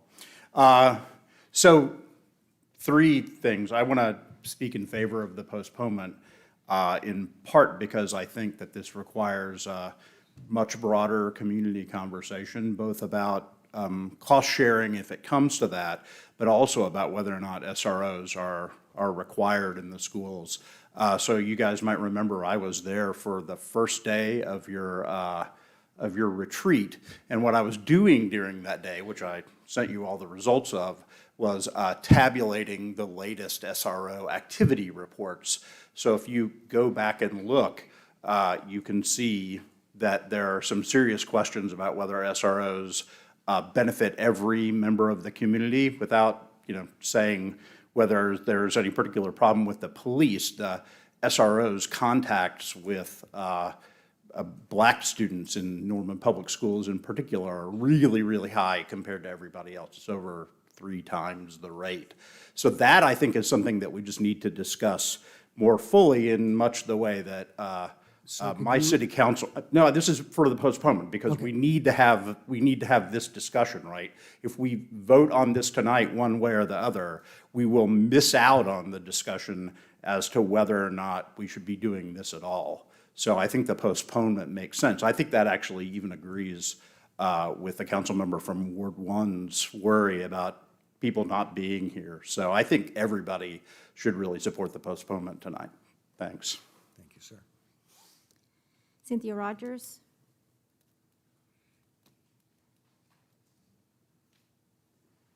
Cynthia Rogers, Ward 4. I also support a postponement. I have a lot of questions. I suppose if you don't postpone, I'll just be back here in a minute asking those questions, but they might take a little more time to answer than on the spot. I also have, I guess I have a question about the implications of a postponement, because I thought the county was filling the SRO positions. I was at a county meeting, they voted the money, they were gonna use deputies. So I don't really understand how that fits with this conversation and what that implies about if the city doesn't move quickly, is the county still filling SRO positions? So that's related to the postponement. Paul Wilson.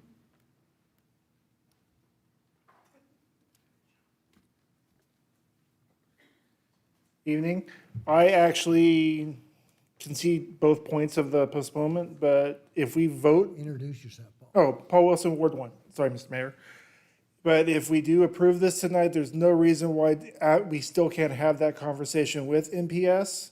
And if they do come to the table with money, I've seen it in the past where we've actually put money back into the general fund and taken it out of the appropriation that we're trying to do tonight. So I can see both ways of the postponement. Some is good, some is bad, but time is essence. So, and a lot of Norman Public Schools want the SROs. The school board wants them, so we should give them the 900,000. And then if we go to the table with Norman Public Schools and they come to the table helping us pay for it, we could always take money back and put it back into the general fund. Thanks. Chelsea Gravel.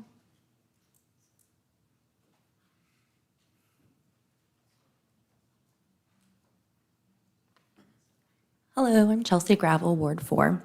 I'm against postponing this. We are already short-staffed with our officers and very pressed for numbers with our fire department and others protecting our city. County has stepped forward to offer officers to help with this. Our cars for our police department are all bent up and damaged and do not present well.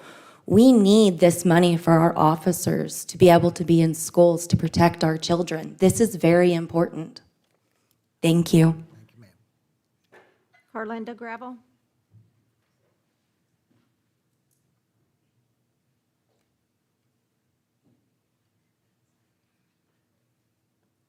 Mayor, Council, Carlinda Gravel, Ward 4. I am also against postponing this. I believe there is an urgency, as we can see from things that are occurring at our schools. There is an urgency to put officers in our schools to protect the children. I don't understand why you don't see that urgency. We need these officers. We need them now. We don't need to wait. Thank you. Cheryl Ann Denso.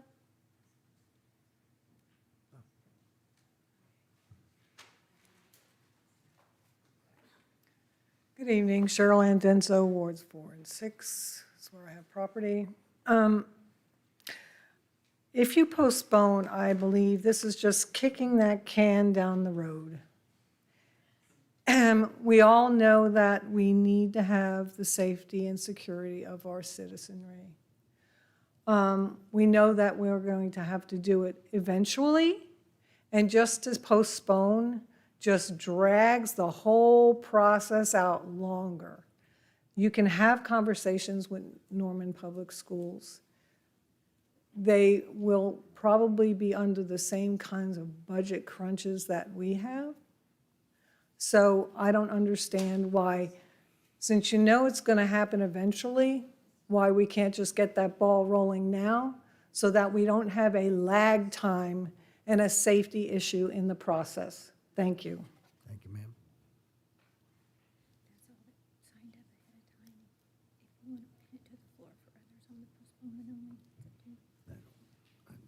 I'd like to do the motion. Thank you all for speaking. Now, the motion on the floor. The motion on the floor is to postpone. Sir? You didn't actually sign for 19, Russell. Oh, that he did it online. No. Yeah, it wasn't online. Yeah, there was at the back of the room ahead of time, so I understand what you're saying. So is he signed up? He signed up ahead of time for everything else. This item wasn't on there until this afternoon late, when it got pulled from consent.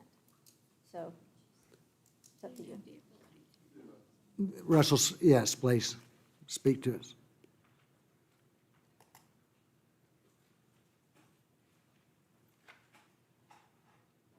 Hello, everybody. Can you hear me in the back? It's a little bit hard to hear in the back. If you guys could turn it up, that'd be helpful. Pardon me. So I'm a member of the PSST committee, and I remember whenever this came through, I believe it was 7-1, and I was the one.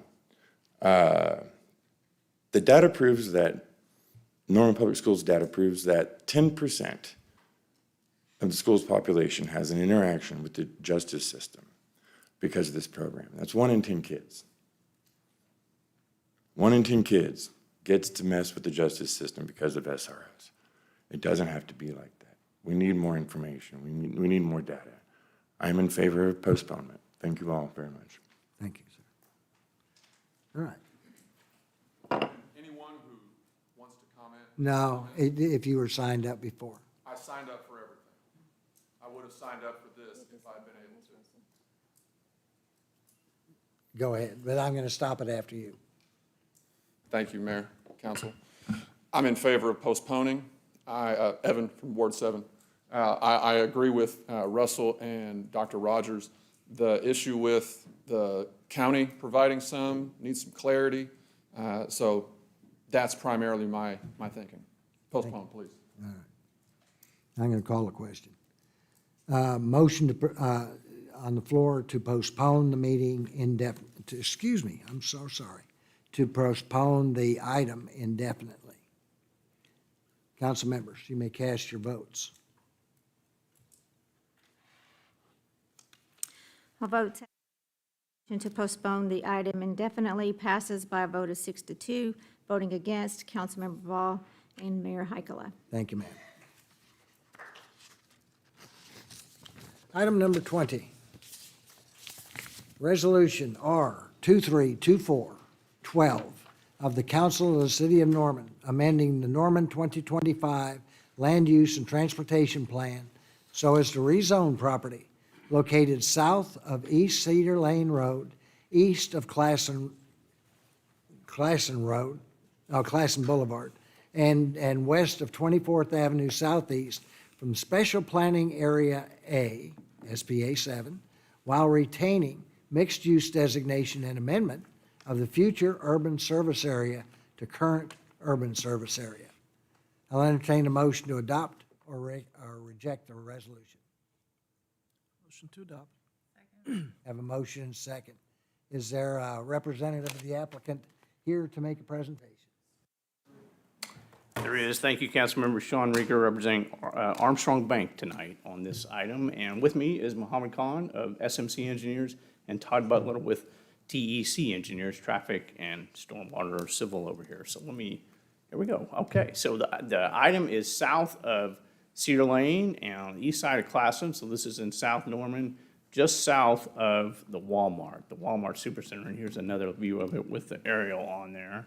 And you can see that the Walmart Supercenter is right on the corner, basically, of Cedar Lane and South Classen. And this site is a site of about 41 acres, been owned by Armstrong Bank and its predecessor, Republic Bank, for quite some time, and purchased, I think, quite some time ago with the intent to put a branch bank here, and they have reached that day where they want to put a branch bank in this location just south of Walmart. So the item is to come to you for that. Just some context here. Again, you see the Walmart Supercenter just north of it. To the east of it is the Lynx, which is the apartment complex with a golf course development. And then we show you right there on the screen Lynx Park, which is a park that is intended to be done relatively soon, my understanding. This is the 2025 of the site. You see the striped purple is showing you future urban service area, and so the proposal tonight is to change it to current urban service area. There is no proposal to change the use. The use is shown as mixed use, and we would continue with that, and I'll explain that in just a moment. Mixed use under 2025 allows for vertical mixed use. This is a horizontal mixed use development in that location. And I would say that this is also a special planning area 7, and it used to be a larger special planning area. It went all the way over into the Lynx area over here, which incorporated basically all the housing, or a big chunk of the housing. And then the remainder is this special planning area here. I would give you a heads up, there is a filed pre-development for Thursday night for the southern part of this development as well, of the mixed use area. So there is another item coming through behind this one.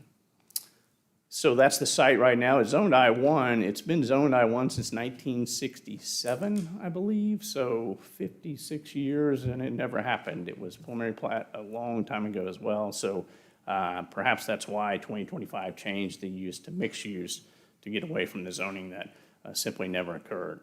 The site is a pretty straightforward site. There's no floodplain, there's no WQPZ. It's just a relatively flat site rolling in a couple different directions here. This is the site plan, and let me explain. You see on the left side, you see the bank is surrounded in red there. That is the site that is imminently going to be built. That's the planned branch bank. The rest of the site is planned because of two reasons. One, when we do a plat, a preliminary plat of one site, and this is one tract, one ownership, your laws require us to preliminary plat the entire thing with it. We're not allowed to bring just one little piece and preliminary plat and final plat that. We have to by law, and Mr. O'Leary could explain this much better than I, but by law, we have to preliminary plat the whole thing. So we preliminary platting the whole thing, and in doing so, we have to show some good faith in showing you what a conceptual layout of that whole development might look like. And so that's what this shows with the bank on the left. It shows retail and restaurant along what is a very high-speed corridor. So this corridor is roughly about 50 miles per hour, so it seems fitting to have restaurant and retail across the frontage of it in small out parcels. Then we show a senior living unit of about 100 units there, then an office, and then office down here as well. Multifamily, about 300 units shown there, and the centerpiece is a retail site, sort of in keeping with the Walmart north of it.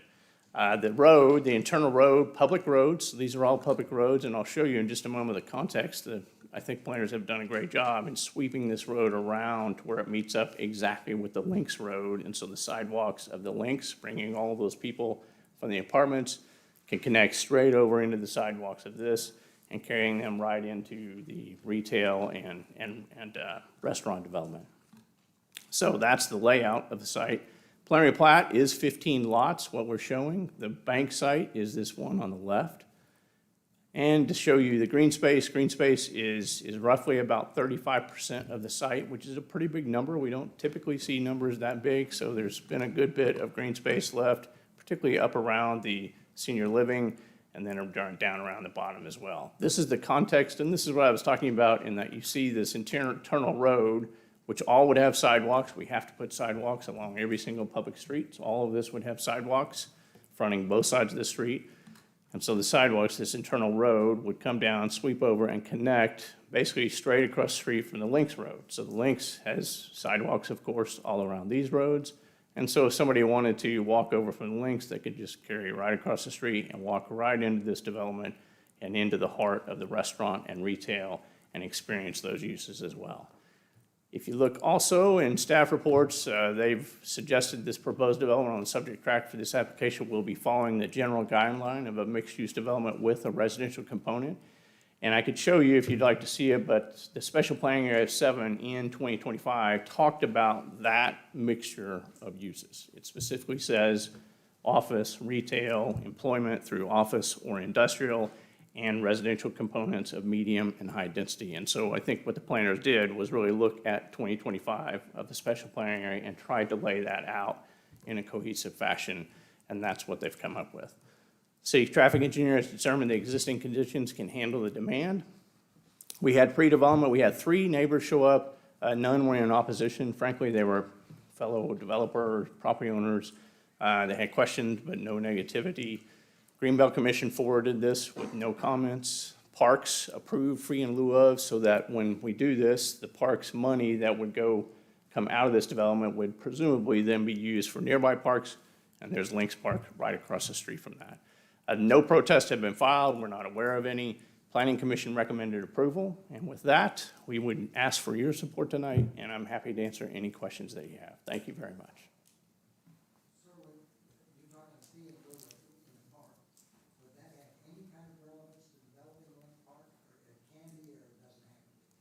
So I'm probably not the one to answer. Jason Nelson would probably be the one to answer as to how you allocate those funds. I would just answer real quick to say when a developer does a project, they have 3 choices. They can do a public park within the development.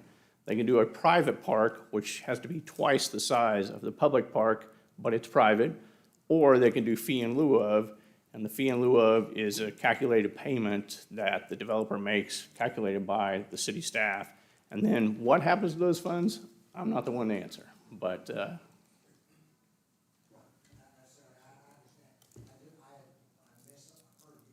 yeah. No.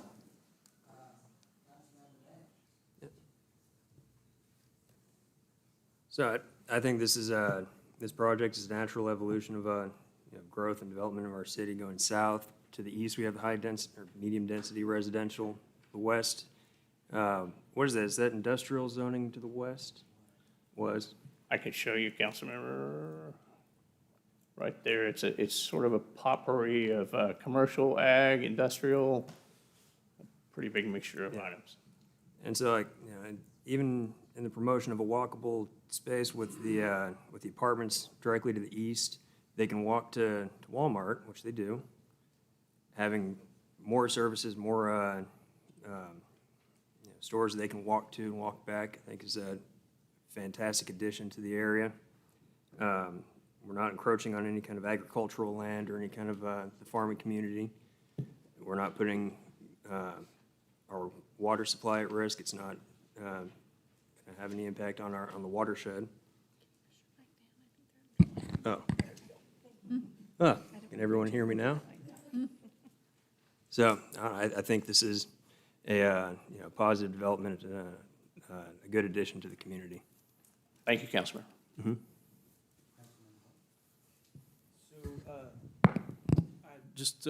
I appreciate taking the time to meet with me last week about this. After watching the Planning Commission and hearing some of the questions there, I know Councilor Peacock and I, and maybe others had similar questions about it. We talked about how, maybe not unique to Norman, but maybe Norman's one of the only cities around here that does this. I'm not sure, but the development is really just the bank is what for sure is being built. That's correct, Councilor. The rest of it is not planned to be built right now, or maybe not at all, but correct. You're having to do a plan for the entire property, even though you're just wanting to develop one piece.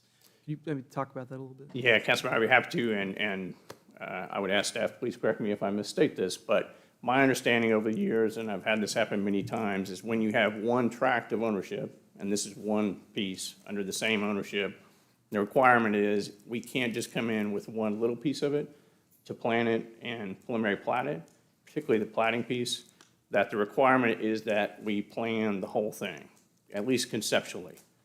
My understanding of that, public policy-wise, is that way you have some idea of where all the sewer, water, especially capacities, might be needed as far as sewer, water, traffic, fire suppression, all of that, and so we have some cohesive plan of what might happen in the future. But it is conceptual. We do not have users or buyers or end tenants lined up for this whatsoever at this point. And if I recall, in your experience in other cities around here, you are able to do a single sort of, or? Yeah, it's a little different. They have sort of site plan approvals in Oklahoma City, for instance, that allow us to do particular site plan approvals with smaller tracts. I think it's a little bit of a blend of what you're saying. You do still have to have some some idea of, for instance, they'll make you put in the size of a line that can convey capacities beyond that. My experience is they won't make you actually plan every site and draw up the entire site. But you still have to, if that makes sense, you still have to have some mindset of making sure you're not hurting capacities beyond that site. Yeah, I agree. And as I mentioned in our meeting, would be interested in exploring that policy a little bit further and seeing how we compare with other cities on that, because I think the main concern I heard at Planning Commission and that I had myself was that we're being heartburn about approving a whole development when really it is just one project that's being proposed, the bank.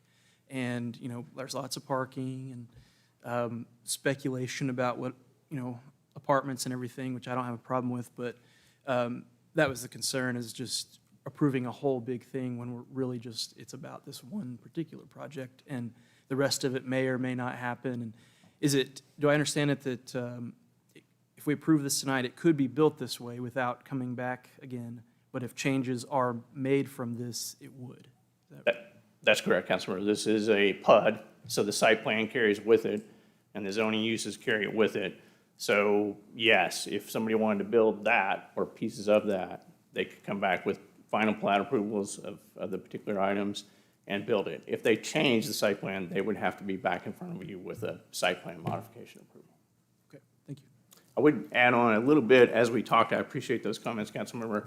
I would just say something for the developer community. This is expensive to do the whole site. And so we would appreciate if there's some middle ground where we could not have to plan the entire site, because as much as I love our engineers, we have to then engineer the whole thing. So we have to engineer the traffic of the whole thing, the stormwater of the whole thing. It certainly would be better for the applicants if we can have some middle ground where we don't have to go to that extensive expense of the entire site. So that would be helpful. I appreciate that, and I will look forward to having the discussion and hearing what the pros and cons may be of how it is or changing it. So thank you. Thank you. Thank you. Councilmember Schuler? So Councilmember Holman addressed my comment about the PUD and having to come back, and then also just about, having a massive site plan and we're only developing one section. So can you talk a little bit about developing the bank? And I see, some ingress egress with connections to Classen here. Which piece of this how are we going to ingress and egress off of the bank property? Are you going to develop that top connection point?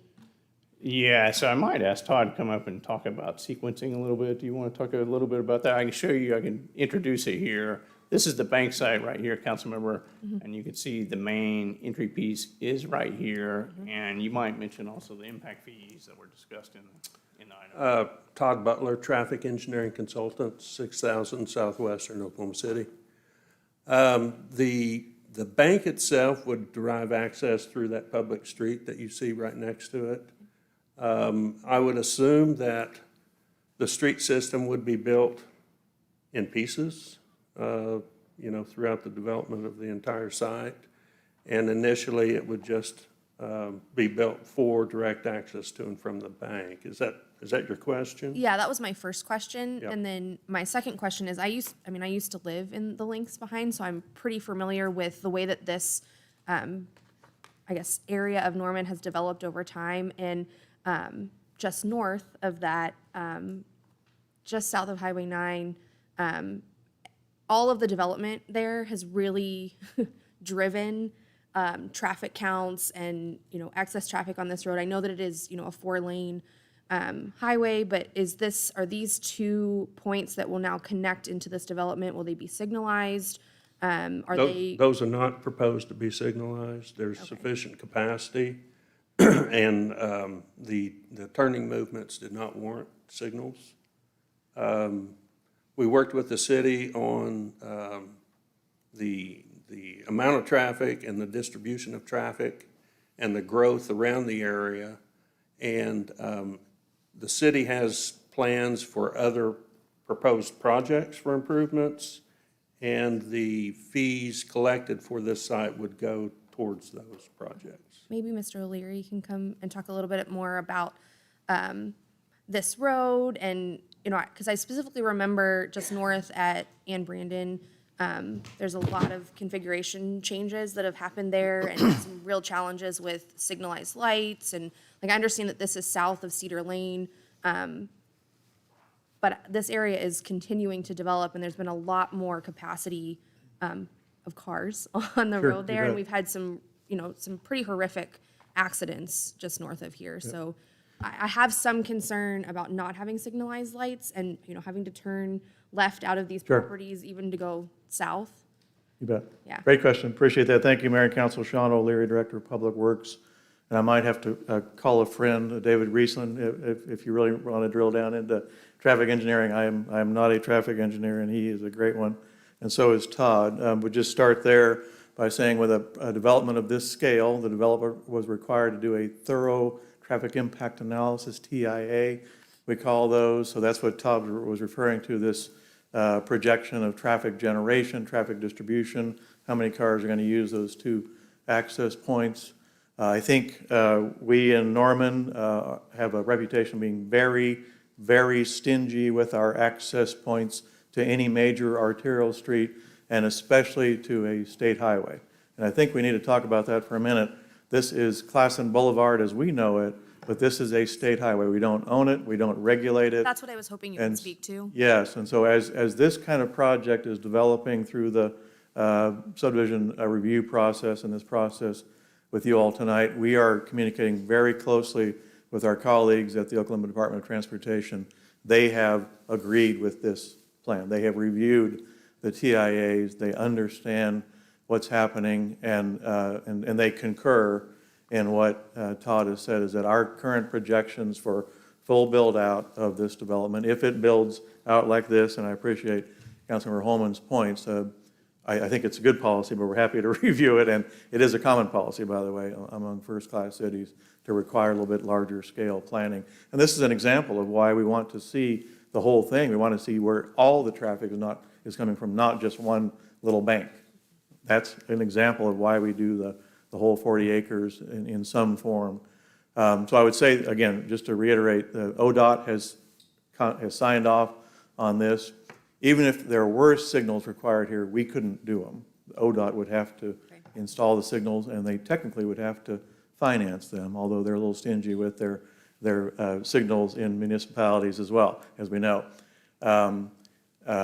Your point about Ann Brandon, and I can't think of all the streets, but I think it's Ann Brandon, Renaissance, I know Post Oak, and there's another one in there that I'm not remembering. Major intersections in this area have all been identified as signalized intersection.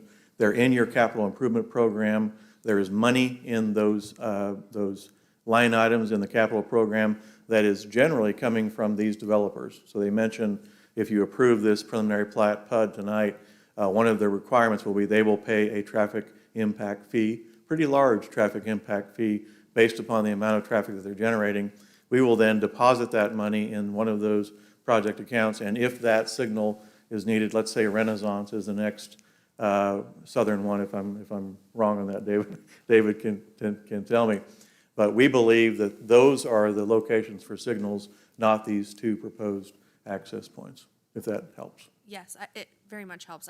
Just having kind of a holistic understanding of what's currently happening on 77 there, and the state being the entity that we have to work with. And I think that it was really challenging with Ann Brandon specifically. Like, it took a long time to get, and frankly, I think too many accidents before the state finally was like, okay, we're going to come and address this. And we have this issue across Norman, really. Like, we have conversations about what's happening on Highway 9 and intersections specifically at Imhoff Road, and some things that the state has been really unwilling to negotiate and to kind of pony up, as you said, money for this. So I just appreciate understanding more about the complexities of how we have to work on streets that are state roads within our jurisdiction.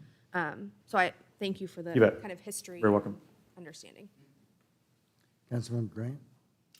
Yes, I had a question about stormwater and phasing, since this is only a bank right now. What is the stormwater plan for that? And then, I know this is a vision statement, this site plan, but what happens if you start building some of it? How does the stormwater work with that? So I'm always going to pull up the civil engineer to talk about stormwater, Mohammed Khan, a true expert in the field in this in Central Oklahoma. So Mohammed. Mohammed Khan, SMC Consulting Engineers, 815 West Main, 73106. So what you see in front of you is an overall site plan. You distinctly see two detention ponds. One is in the northeasterly side and the other is southwesterly area. The site itself drains in two different directions, northeasterly as well as southwesterly. The location of the bank itself is in the south drainage basin. So as part of the staff report and our analysis drainage report, we recommend that the southwest detention pond has to be built as part of the development for the bank. Now, between the bank and the pond itself, there are additional parcels. If those parcels are also developed in the future, all of the stormwater conveyance will be directed toward the southwest pond there. Now, anything which is on the northwesterly direction for that drainage basin there, then it'll be required to build a northeast detention pond there. So if I understand you correctly, if the north parcel gets developed, then that north detention pond will also be developed at the same time? Yes, yeah. Okay, thank you. You're welcome. Thank you. Any further questions from council? Is there anybody signed up to speak from the public? Yes, Mayor, we'll start with Gertrude Gonzalez. Okay. Russell Rice. You good? Okay. Evan? Hey, everybody. Ev, 1400 Garfield Avenue, Ward 7. I hope that we support this, and I would hope that at some point in the near future we could have some incentives for people to incorporate permaculture design into their plans. Thank you, sir. Chelsea Gravel? Carlinda? And Cheryl Denso? Okay. That would be all, Mayor. Okay, anything further from council? On the floor is to adopt the resolution. Council members, you may cast your votes.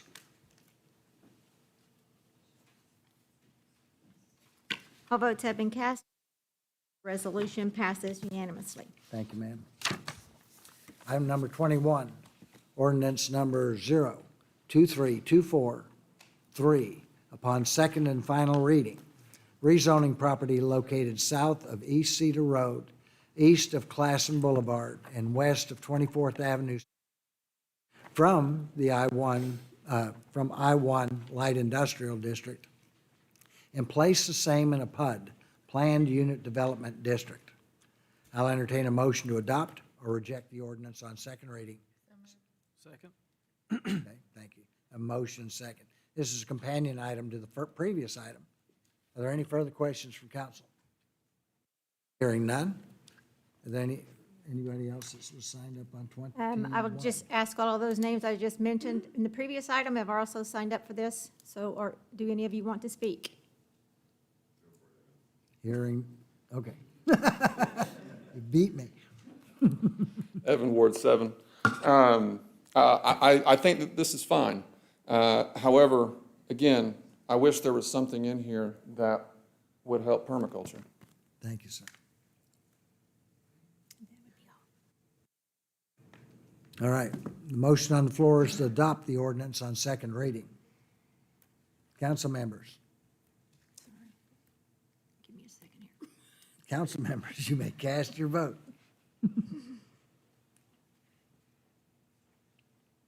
All votes have been cast and the motion to adopt the ordinance upon second reading passes unanimously. Thank you, ma'am. I'll entertain a motion to adopt or reject the ordinance on final reading. Second. A motion and second. The motion on the floor is to adopt the ordinance on final reading. Council members, you may cast your vote.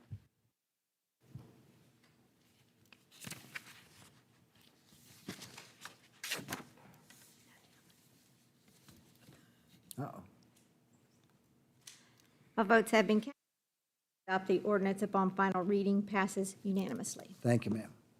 Item number 22, preliminary plat, PP 23243 for the Armstrong Bank Consolidated Project, a planned unit development generally located 800 foot south of Cedar Lane Road between Classen Boulevard and 24th Avenue Southeast. I'll entertain a motion to approve or reject the preliminary plat. Motion to approve. Have a motion and second. This is a companion item to the previous two items. Are there any further questions from council? Hearing none. Are there any further public comments? My tongue-tied. I'll repeat the same statement. Looks like none. Hearing none. Thank you.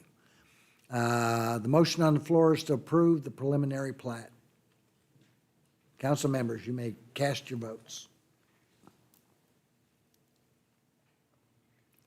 All votes have been cast to approve the preliminary plat, passes unanimously. Excellent. Thank you, ma'am.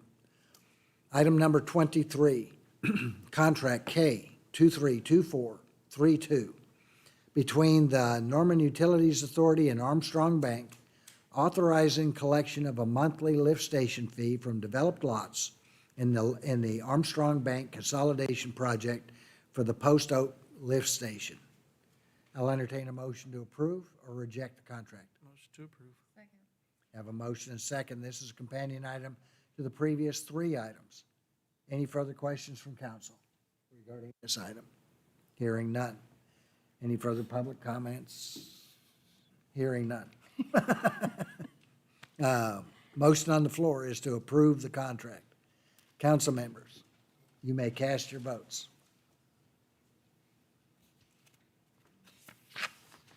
All votes have been approved. The contract passes unanimously. All right. Thank you, ma'am. Item number 24, ordinance 023248, upon second and final reading, rezoning property located at 2501 Technology Place from I-1 District and place the same in the PUD, Planned Unit Development District. I'll entertain a motion to adopt or reject the ordinance on second reading. Motion to adopt. Thank you, ma'am. Or thank you both. Is there a representative of the applicant to make a presentation?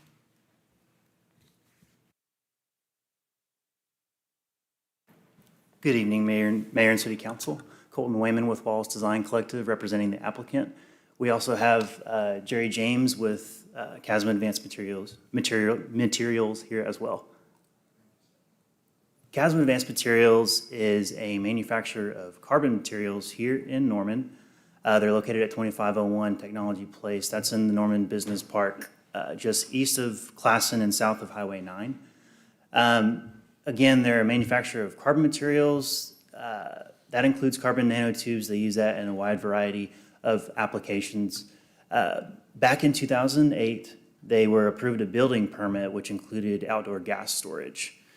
And that is actually not a use that is currently allowed in any of the base zoning districts. So that approval of that building permit grandfathered in that outdoor gas storage use, so long as they don't expand that further from what was approved with the building permit.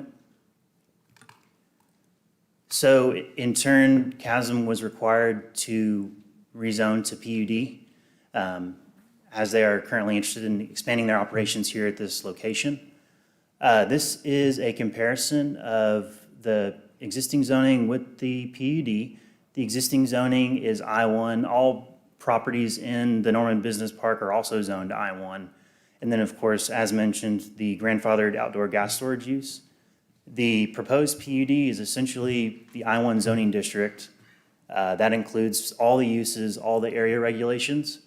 And then additionally, that it also specifies in the PUD the outdoor gas storage allowed, but more notably, only allowed when manufacturing carbon materials.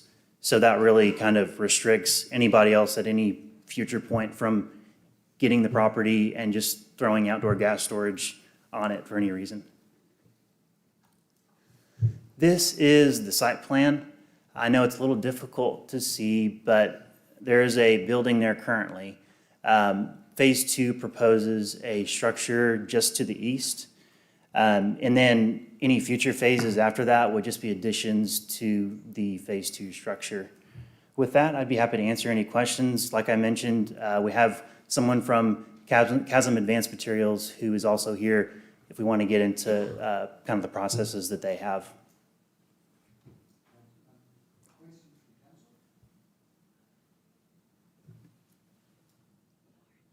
Councilmember Schuler? So there were some questions at Planning Commission related to like compliance with like fire code and making sure that, you know, these gases or things that are being stored in these outside, I guess, bullpen, whatever. I don't know all the details. But can you talk to us about the safety? And I understand that this is currently happening on the site. This is an expansion of the business to do more of that. So can we just talk about the regulation around safety? Sure. So Chasm is in close coordination with federal agencies and whatever those requirements may be. Whenever they go through the building permit process, fire will review and make sure that all the IFC codes are met during that time. Currently, the gas bullpen, the outdoor gas storage, is fenced in. It also has barbed wire and it also has traffic bollards as well. And that's kind of the plan moving forward with the expansion of that. So it seems like a similar kind of security as to like what we have on like our oil rigs and things like that, where like they're fenced off, that they're locked and really secure. So people are not getting in there to be able to tamper with, you know, whatever you're storing. Yes, correct. Okay, thank you. Councilmember Nash? Are there any hazardous materials produced on site? Jerry, no? Just carbon nanotubes, so nothing. There's no hazardous material produced as a byproduct of the production of carbon nanotubes? Jerry, do you want to speak to that, or? Sure.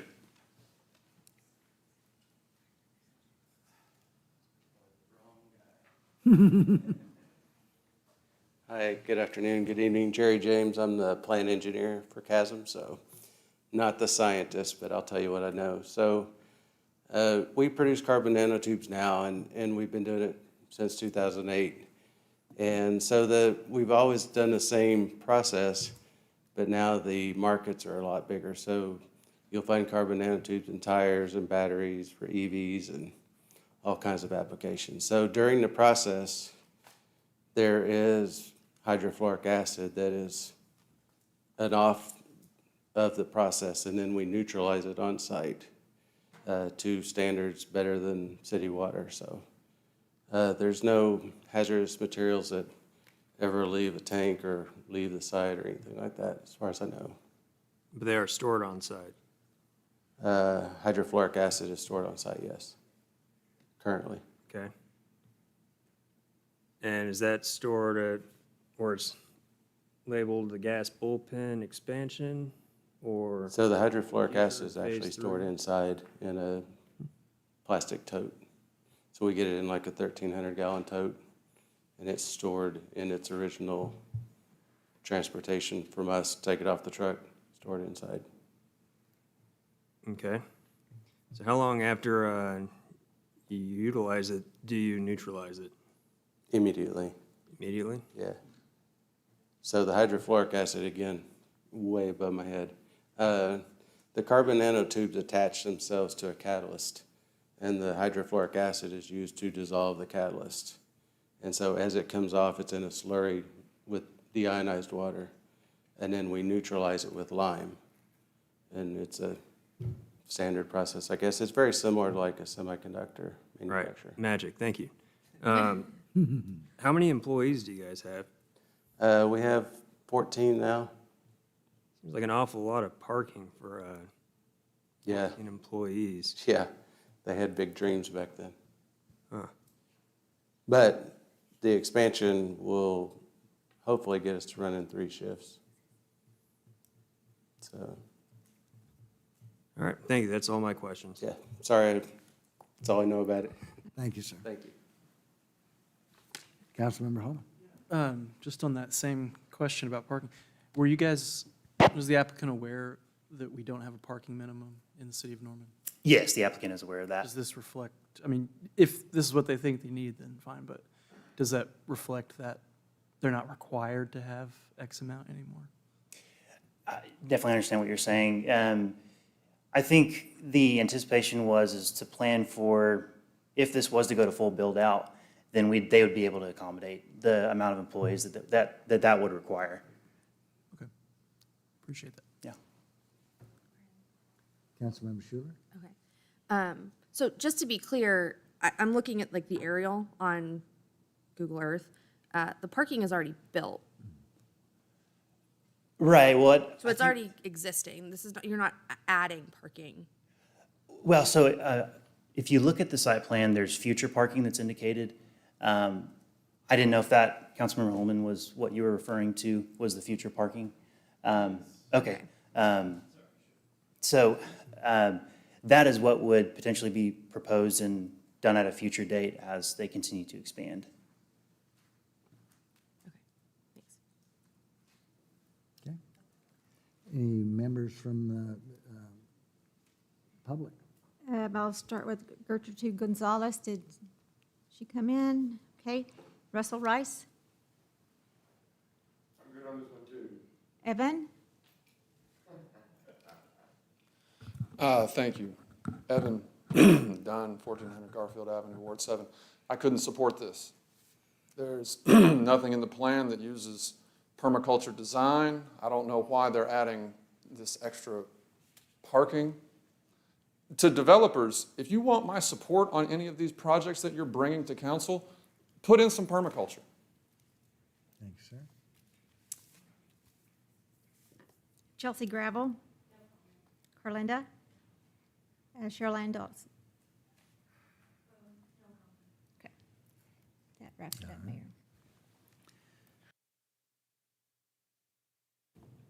No further comments, no further comments. All right, the motion on the floor is to adopt the ordinance on second reading. Council members, you may cast your votes.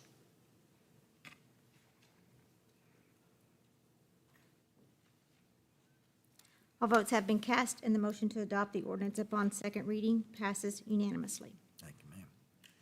I'll entertain a motion to adopt or reject the ordinance on final reading. Motion to adopt. Have a motion and second. Motion on the floor is to adopt the ordinance on final reading. Council members, you may cast your votes.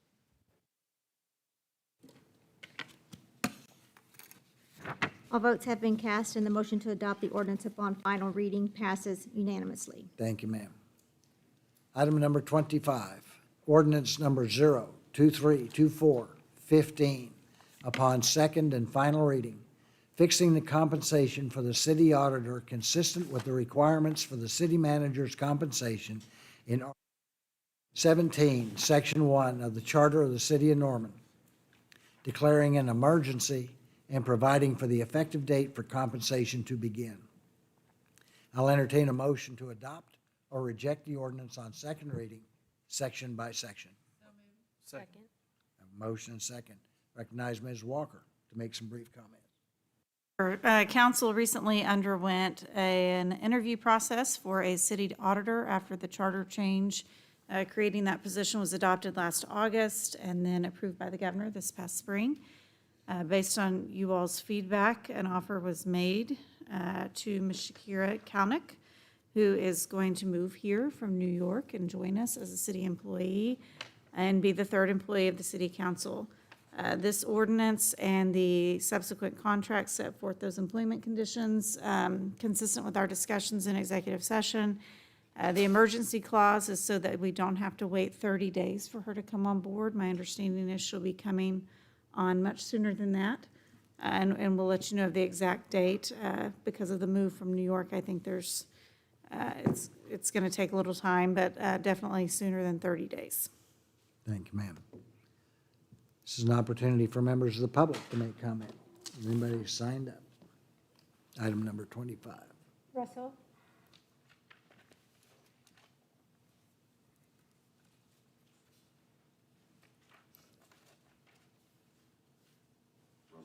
Ward 2, I'm always for more accountability. Let's go ahead and do it. Get her here quicker. Make it first class. We need her. Thank you. Evan Dunn? I want to congratulate Ms. Shakira Kalnick. She's making a great choice. Here's a charter issue. Why don't we change it so you all get salaries? Significant. Not the 1940s. Okay, I lost my place, sorry, just a second. Chelsea Gravel?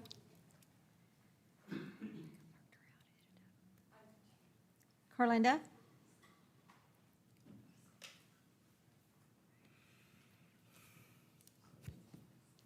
Carlinda Gravel, Ward 4, Mayor, Council. After having our Citizens Academy Monday night with City Attorney Catherine Walker, she made some clear information available to us that was in regards to her role as an employee of council and how that does not compromise her position or her findings or what kind of information she presents or deals with her job is not swayed in any way because you are her boss. So I would like to know if there is some way that we as a community are going to also be guaranteed or confirmed that due to the fact that you will be the boss of this auditor, that if she does find any findings of concern about council, would she still be completely transparent and open and honest with us in regards to that? Thank you. Thank you, ma'am. Cheryl Ann Dawson?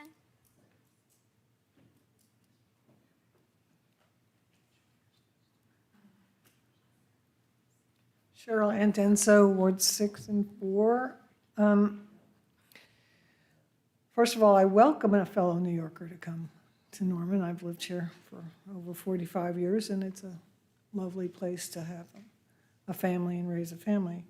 But I kind of would feel more comfortable if there was a more independent auditor, an outside auditor, one that's not part of the city staff, but someone who was more of a overseer rather than an inside auditor. But I do welcome an auditor for the city. Again, I hope that there's more transparency to the public with this hire, and that we are able to view the findings of the auditor in regards to all the city's business. Thank you. Thank you, ma'am. That'd be all. Any final comments from council regarding this? Yes, sir. Yes, I would just ask the city manager or city attorney if they could comment about our external auditing, and does the city council have individual budgets that we're able to expend? And what type of thing would an internal auditor find out about the city council since we don't have a budget? We do get audited by a third-party independent CPA firm. That takes up a large portion of Mr. Francisco's time and several members of the finance department staff. So we publish audited financial statements every year to a very high standard, award-winning, I would say. From the internal auditor's perspective, compliance with our own internal policies is a focus of that effort. And I think from the concept of internal controls, that's a strong focus of our external independent auditors. The fact that the city council really doesn't have access to a budget, you don't have signature authority or really access to spend money, we're pretty safe that that won't happen. But yeah, we do go through rigorous audit procedures. The auditor has similar professional duties and responsibilities and a code of ethics that are not dissimilar from those of the city attorney in terms of if a wrongdoing is identified, that the wrongdoing comes before the employment agreement and supersedes any perceived restriction in the employment agreement. And we do happen to have one of those auditors among us on the dais, and Councilmember Bree Montoya is very familiar with those obligations if findings are made against the body. I think we have an example of that with a recent former council member where our city attorney, who is our employee, was notified of some wrongdoing by that council member and initiated a process which resulted in that council member getting removed from office. So anyway, I think that's probably the similar arrangement that we'll see with this position. Thank you.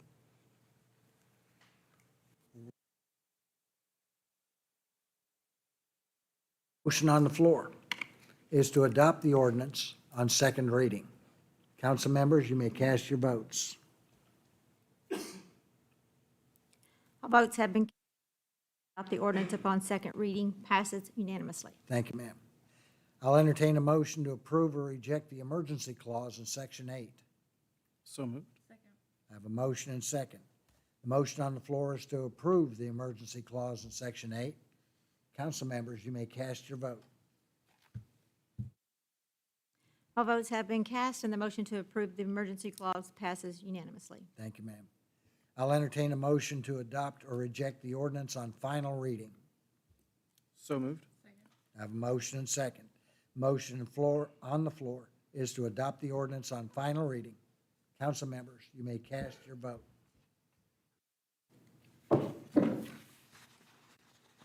Was that a vote? All votes have been cast, and the motion to adopt the ordinance upon final reading passes unanimously. Thank you.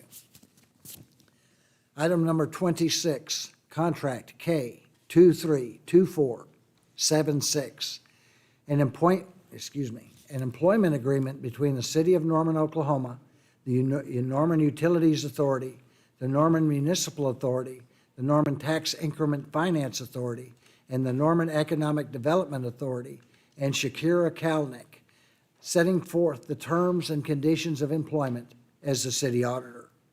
I'll entertain a motion to approve or reject the contract. Second. A motion and second. This is a companion item to the previous item. Are there any further questions from council regarding this item? None. Any further public comments? Those that previously spoke would, okay, looks like they're good, Mayor. Hearing none. Are there, we already did that. The motion on the floor is to approve the contract. Oops. Council members, you may cast your votes. All votes have been cast, and the motion to approve the contract passes unanimously. Excellent. Anthony, did you tell me you had 21 annual awards for your work? 26 awards. But who's counting? Who's counting? Yeah. Not enough wall to put them on was the thing. This is a time for miscellaneous opportunity for citizens to address the city council. Due to Open Meeting Act regulations, council is not able to participate in discussion during the miscellaneous comments. Remarks should be directed to council as a whole and limited to 3 minutes or less. Do we have anybody signed up for miscellaneous comments? Yes, Mayor, we'll start with Priya George.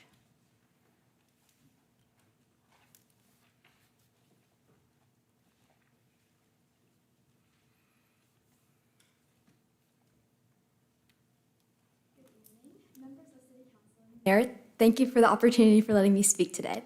My name is Priya George, and I would like to take some time today to help guide you guys as you make your decisions regarding the entertainment district. So this past summer, I was an intern at the George Kaiser Family Foundation, and during our program, we were highly encouraged to go seek out history, landmarks, and culture of the city of Tulsa. And through this experience, we were able to really learn what is the essence of Tulsa. When I ride back to Norman for the school year, I decided to do the same thing here. Seek out the unique aspects that make Norman, Norman. During this process, one of the unique highlights of the city that my friend Emma and I came across was the National Weather Museum and Science Center. I was able to receive a tour of the facilities and the impressive artifacts that they have put together to produce this one-of-a-kind meteorology museum. Whether it was learning about emergency preparation from our fellow OU students, or letting our inner child play with a topography sandbox, the value of having such a museum in our community was evident. To my delight, I was offered a position on the board of the National Weather Museum and Science Center through my participation in the JCPenney Leadership Program's Board Fellow Program. In my role as a board member, I've had the privilege to learn about the ambitious plans to transform and develop the National Weather Museum and Science Center into the weather experience. This expansion will not only incorporate amusement park type rides and a comprehensive STEM education, it will also provide safety education for the residents of Oklahoma. And as you guys know, we have a lot of tornadoes and inconvenient weather often, so I personally found this as a very appealing factor. The weather experience has the potential to not only establish Norman, the University of Oklahoma, and the state of Oklahoma as a weather capital, but also serve as an inspiring example of how entertainment, education, and community collaboration can combine efforts to produce something extraordinary. My internship with GKFF provided me with firsthand perspective on the transformative power of projects such as the Discovery Lab and the Gathering Place. I hope you can take part in creating this vision of the National Weather Museum by deliberating on the entertainment district before the vote and considering the National Weather Museum and Science Center as a priority by providing us with $10 million in seed funding to get us started for planning and land development. I truly believe the weather experience and the greater entertainment district is a once-in-a-lifetime opportunity and will produce impressive strides in the way that we work, play, and live. Thank you very much for your time.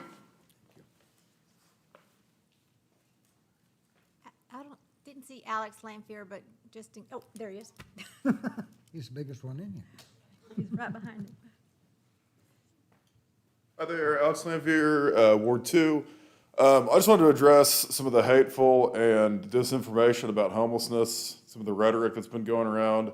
Not everybody walking around the street is homeless. Not everybody in the park is homeless. Not every piece of trash or detritus or debris you see in the park is from a homeless person.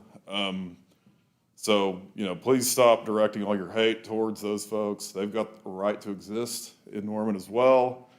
But I just want to remind everybody that most people in this room are a couple paychecks away, an injury away, or some kind of life-altering event away from being homeless. So be careful where you throw your stones. Thank you. Thank you, sir. Marguerite Larson.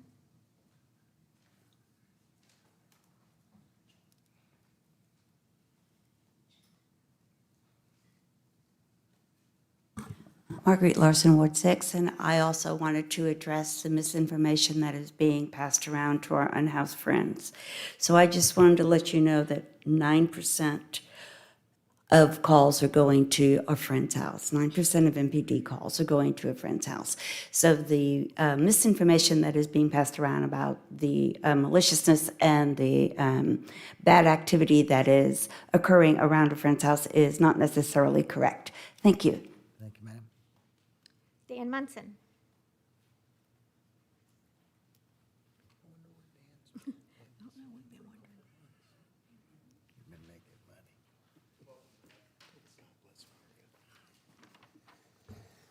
Dan Munson, Ward 6. So I wanted to talk about the entertainment district. I'm all about STEM, by the way. That's awesome. One of the things that I've noticed through my travels throughout the United States, I've had really good fortune to go to a lot of different events and stuff like that. So stadiums and arenas. And so there's a city in Wisconsin that has 107,000 people. It's Green Bay. And they got a stadium there. And at that stadium, they have a Hall of Fame. And it's $18 per ticket to go there, so that's a good revenue generator for them. They also do stadium tours, $16,000 a month. The cost of those goes between $15 and $111 each. That's a great revenue generator. That's something that we could do at our new arena as well. Did you know Lambeau Field was the second most popular place to get married in the state of Wisconsin? Kind of crazy, isn't it? Weddings at the new arena is a revenue generator. The Packers Pro Shop has 21,500 square feet. The director of that pro shop makes $180,000 a year. They make millions of dollars of revenue by selling merch. Okay? Concerts would be very important if we do build an arena. Some of the things that we need to know about those, there's 4 major booking agents. Our competition will be the new Coliseum at the fairgrounds and the WinStar Casino. Our arena will be larger than those two. What attracts bands to play at a venue? Good acoustics. So if I were to design an arena, I would make it a music arena that people play basketball in. That's the approach that I would take. Another thing that they look for is high quality house sound system. They don't want to move in a bunch of speakers. So having speakers installed already are great. And then a high-end restaurant.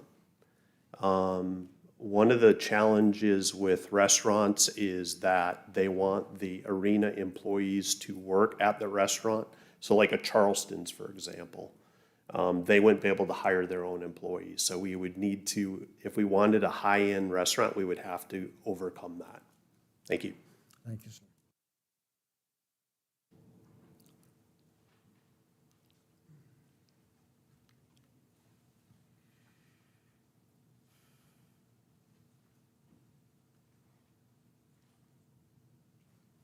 Just wanted to come down and say thank you for everything that you guys do. Really appreciate it.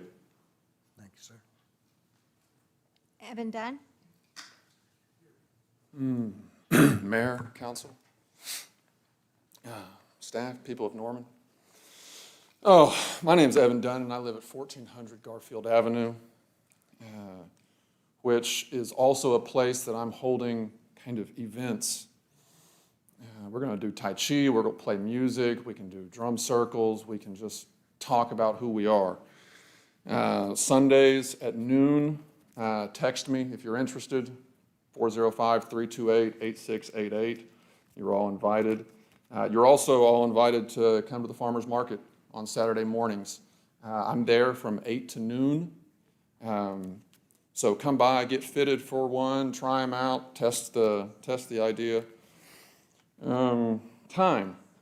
I don't think that the 3 minutes is really enough. I think people have more to say, and it's up to you to recognize that. Now, this isn't a budget meeting. We don't have dozens of people all who are going to take up 5-6 minutes.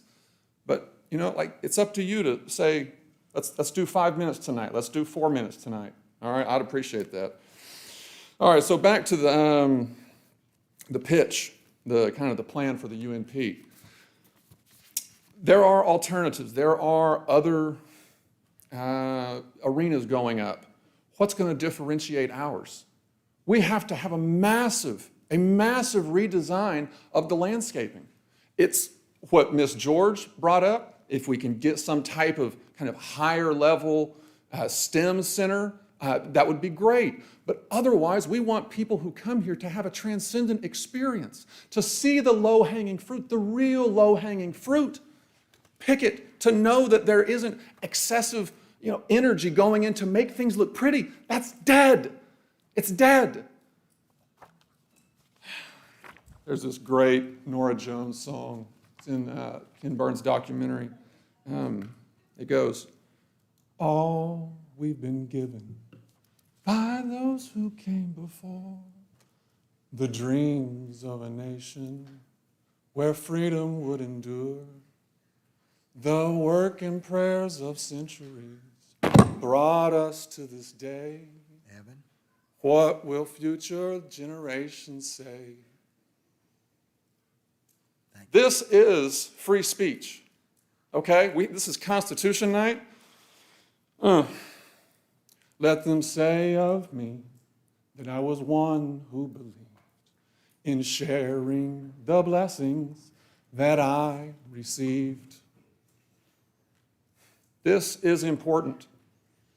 America, I gave my best to you. Stephen Ellis?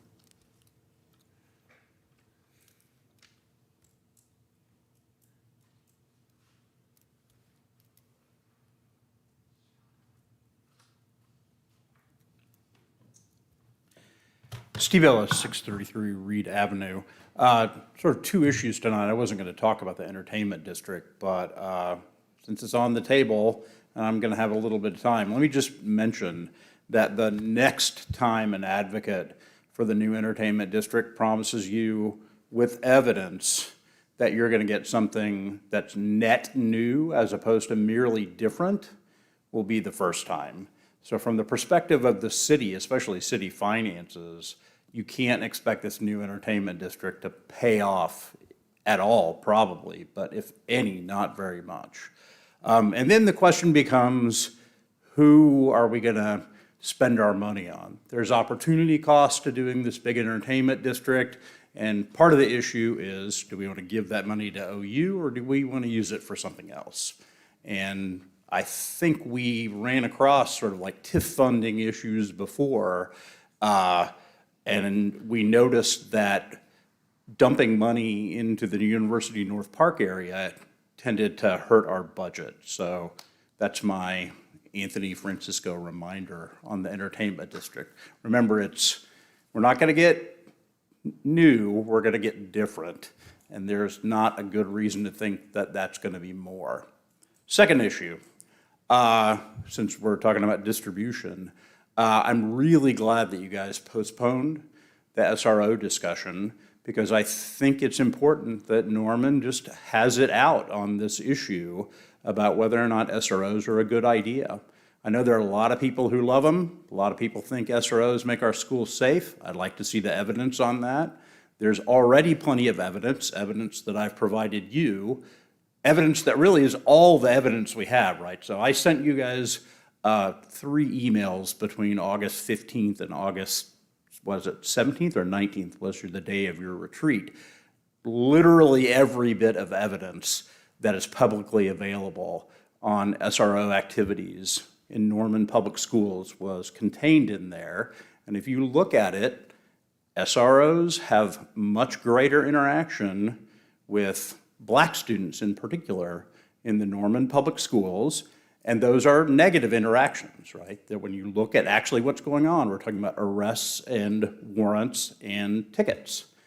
And that may not be the fault of the SRO officers, right? It may not be the police, it may be the school administration or something like that, but we've got to discuss the sort of school to prison pipeline before we put any more money in the SRO program.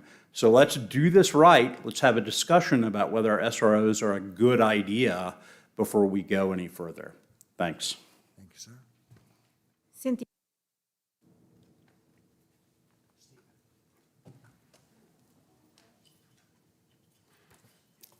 Good evening again. Cynthia Rogers, still Ward 4. I started with 2 points, now I've got 4, so I'll talk a little faster. First, I'd really like to thank you for postponing the vote on the SRO program expansion. I think it gives us more time to explore some concerns and have some further discussions about financing. And I would say that in terms of safety, there's maybe a discussion to be had about officers outside the building versus officers inside the building. And I don't think we've had that discussion yet, so I hope we could. Second, I was at the Sharing Center today. What a great resource, connecting people with resources available in the community, treating people with dignity. People that are housed go there, it's not just homeless people. And I think that reflects favorably on our community. So I appreciate all the support that they've gotten. In terms of, I wasn't going to talk about the UMP arena, but since somebody brought it up, I think a weather experience, STEAM sort of thing could be truly unique to Norman. That could be something, we only have that.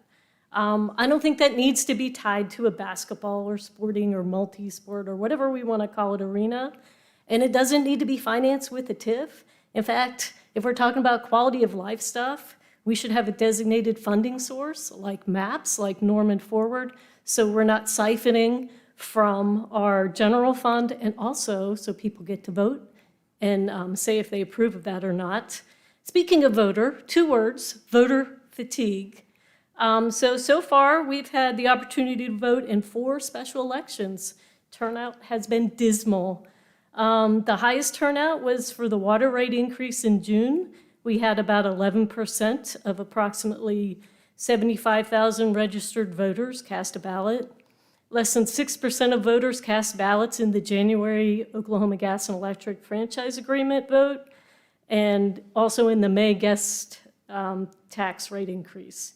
The most recent election drew a little over 5% of registered voters, won by 21 votes. It's kind of scary. In a few weeks, we're going to have another election, October 10th, on our bridge bonds, $50 million, 10-year bond package. Maybe it'll pass because maybe it won't, I don't know. Maybe more people will show up because it's going to impact our property taxes. I think we need to be mindful that voting takes effort. It's not equally accessible to everybody, and I would encourage you to stop scheduling single item special elections. Let's combine them, get more information out, and truly make it easier for folks to get engaged and to vote. Floyd Carroll.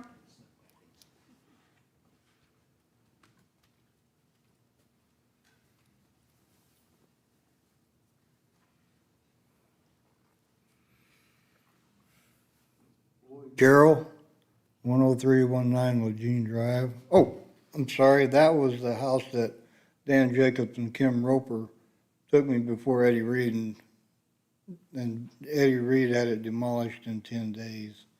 That's what the council's good at. But I want to tell you that I'm going to vote for this mayor and the police chief again. So if voting works, that's a vote ahead of time for you. Because I live at the 600 block of East Main, and I deal with the homeless, but I was there before they got there, and we didn't have stuff stolen. And if the homeless want dignity, they should stop lying and stealing. That would be a good start. So I have plenty to say, because I also appreciate these police officers that did a good job on cleaning that area up before school started. Because we had a homeless person ask my grandkids for a cigarette when they was 11 years old. But we couldn't catch them, so. And they clean them up, they keep them out of the school area really good, so we appreciate that.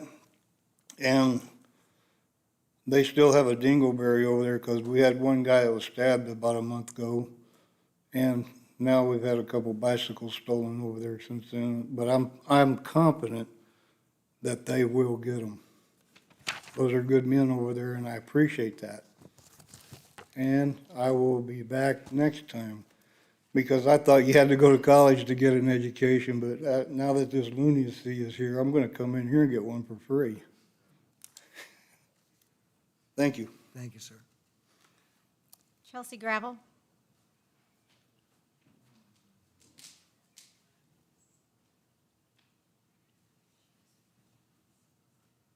Thank you. I'm Chelsea Gravel, Ward 4. Thank you, council, mayor, manager, and attorney.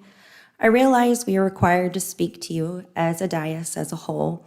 Also, when one of you speaks, making clear that they are speaking as the council member, they are representing you as a whole.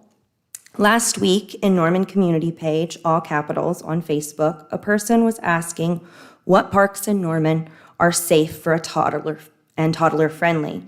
When responding to posts, I immediately get attacked by you, the council, for making individuals aware that our parks are not safe right now, especially for children. My freedom of speech. One of the things you said was spreading misinformation isn't a good look and isn't helping your cause or your credibility. On 2 separate occasions, I had encounters with city officials and the subject of our parks came up, and they even made sure to address and confirm that City of Norman parks are not a safe place right now. Does that mean that every single person that visits every single park in the City of Norman is going to be victimized? Of course not. What that means is that you are taking a risk because there are others who have been victimized at our parks, both adults and children. When we had 3 of our city officials on the panel at one of our neighborhood meetings, they made sure to inform us that as a community, that Andrews Park, is at the splash pad is being removed because the parents keep complaining of homeless men sitting around the splash pad watching the children and making them feel uncomfortable. It's not illegal to be at a park making people feel uncomfortable, but I still think it shouldn't be allowed. The city is working on placing signs in all Norman parks with an actual time that the park closes so they can get a handle on this issue of people sleeping and camping in our parks. Maybe it's time to consider closing the parks temporarily and enforcing a citywide curfew. I was also notified that I am not the only person that you are gaslighting. A member sent me screenshots of their conversations. Norman Ward 4 is deleting comments and posts that are on opposing viewpoints.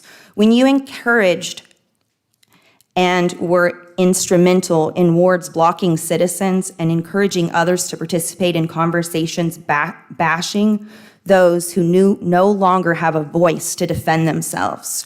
You have accused me of trying to mislead people. You have called me a liar. You have threatened me that the next time you see me in person, you are going to call me out and see how well I lie if I were not behind a keyboard on social media.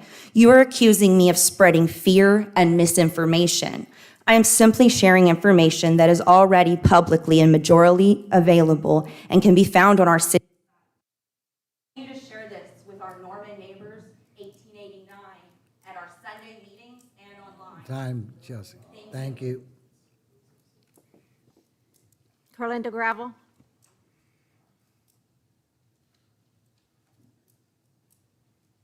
Gravel, Ward 4, council, mayor, manager, and attorney.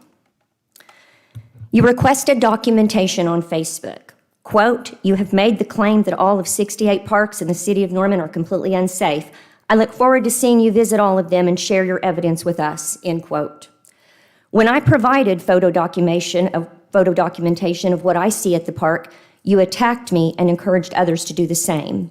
One of those photos being an image of feces, you decided to go to Andrews Park, take pictures of a piece of wood, post that on Facebook, and try to get others to believe that that was the exact photo of what I had taken, only it was a piece of wood, as you had sought to discredit me. And while you were conversing me on another post, on another page, which was a Norman community page, all capitals, I informed you that I had 4 posts pending approval in Norman Ward 7, where you are the admin, so that you could approve me and approve those posts, since for some reason they never get approved. In our Citizens Academy, Catherine Walker, city attorney, said she encourages council members not to be admins of word pages and to be very careful what they do with an admin on a word page. You know that one of our own council members is an admin of Ward 7, and my post was removed. One comment on Facebook in regards to my post said I was basically a slideshow and did not violate people of Walmart because my intent was not to shame the people in photos. It was to document what I saw on my walk. I did not address anybody. I didn't identify anybody. I simply posted photos of what I saw, who I saw, and what content I saw in the parks. You have threatened me and encouraged others to do the same. You said that doesn't mean there's never a problem in some parks, but it's not nearly all of them, and it's not nearly all of them all of the time. And when individuals on Facebook comment their own personal experience of being victimized in the parks, threatened, made afraid, followed, harassed, I tagged you so you could be sure and see those, and you said nothing to those people. And when I responded that one child being hurt and victimized is one child too many, you said nothing. One time a child gets hurt is one time too many. You have targeted me in your 37 comments across all word pages the last time I checked. You've bullied me, bashed me, even after I was blocked and could no longer defend myself. And let me be clear, I will block you. I will block you. I will block you. You cannot threaten me. You cannot harass me. You cannot call me a liar. You cannot threaten and commit libel to me on Facebook. This is not allowed. This is my freedom of speech. I am a member on Facebook as well. I have a voice, and you will not shut me up. You will not, yes, I did, and you will not silence me. And you will not silence the members of this community and the citizens of this community.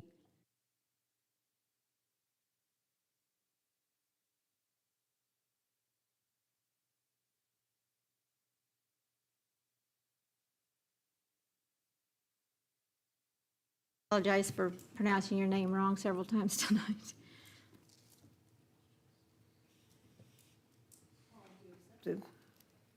Cheryl Andenso, wards 4 and 6, I have property in. This is exactly the kind of vitriol that I was talking about last time I stood in front of council. It's unnecessary. We need to learn how to engage in constructive discourse, not destructive discourse. I want to talk about the entertainment district. I'm getting ready to do the Grand National Morgan Horse Show up in Oklahoma City at the Coliseum. There's going to be a new Coliseum built up there. There's going to be a whole new Paycom Center built up there. Why we need another arena within the metro area is beyond comprehension to me. Why we need to have that much traffic and input in this area when we already have problems with traffic up and down I-35. Any given day, there's wrecks between here and Oklahoma City. So I can't get behind the entertainment district. I'm all for STEM. I think that's a wonderful idea, you know, as far as engaging the public in more scientific and data-driven processes. But I cannot, in any stretch of the imagination, envision the Norman's improvement with a huge arena positioned in the city. And in regards to having issues with not having school resources, I think it's important that we continue to fund our police department. I don't understand why we can't have safe communities, especially within our children's worlds. And finally, I implore you to find a comprehensive solution to the issue of unhoused people on our streets. We're all compassionate people.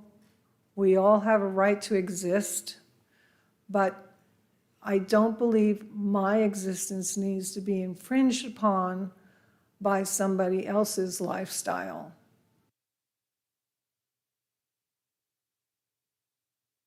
Do you have any more? That's it. Council, we are adjourned.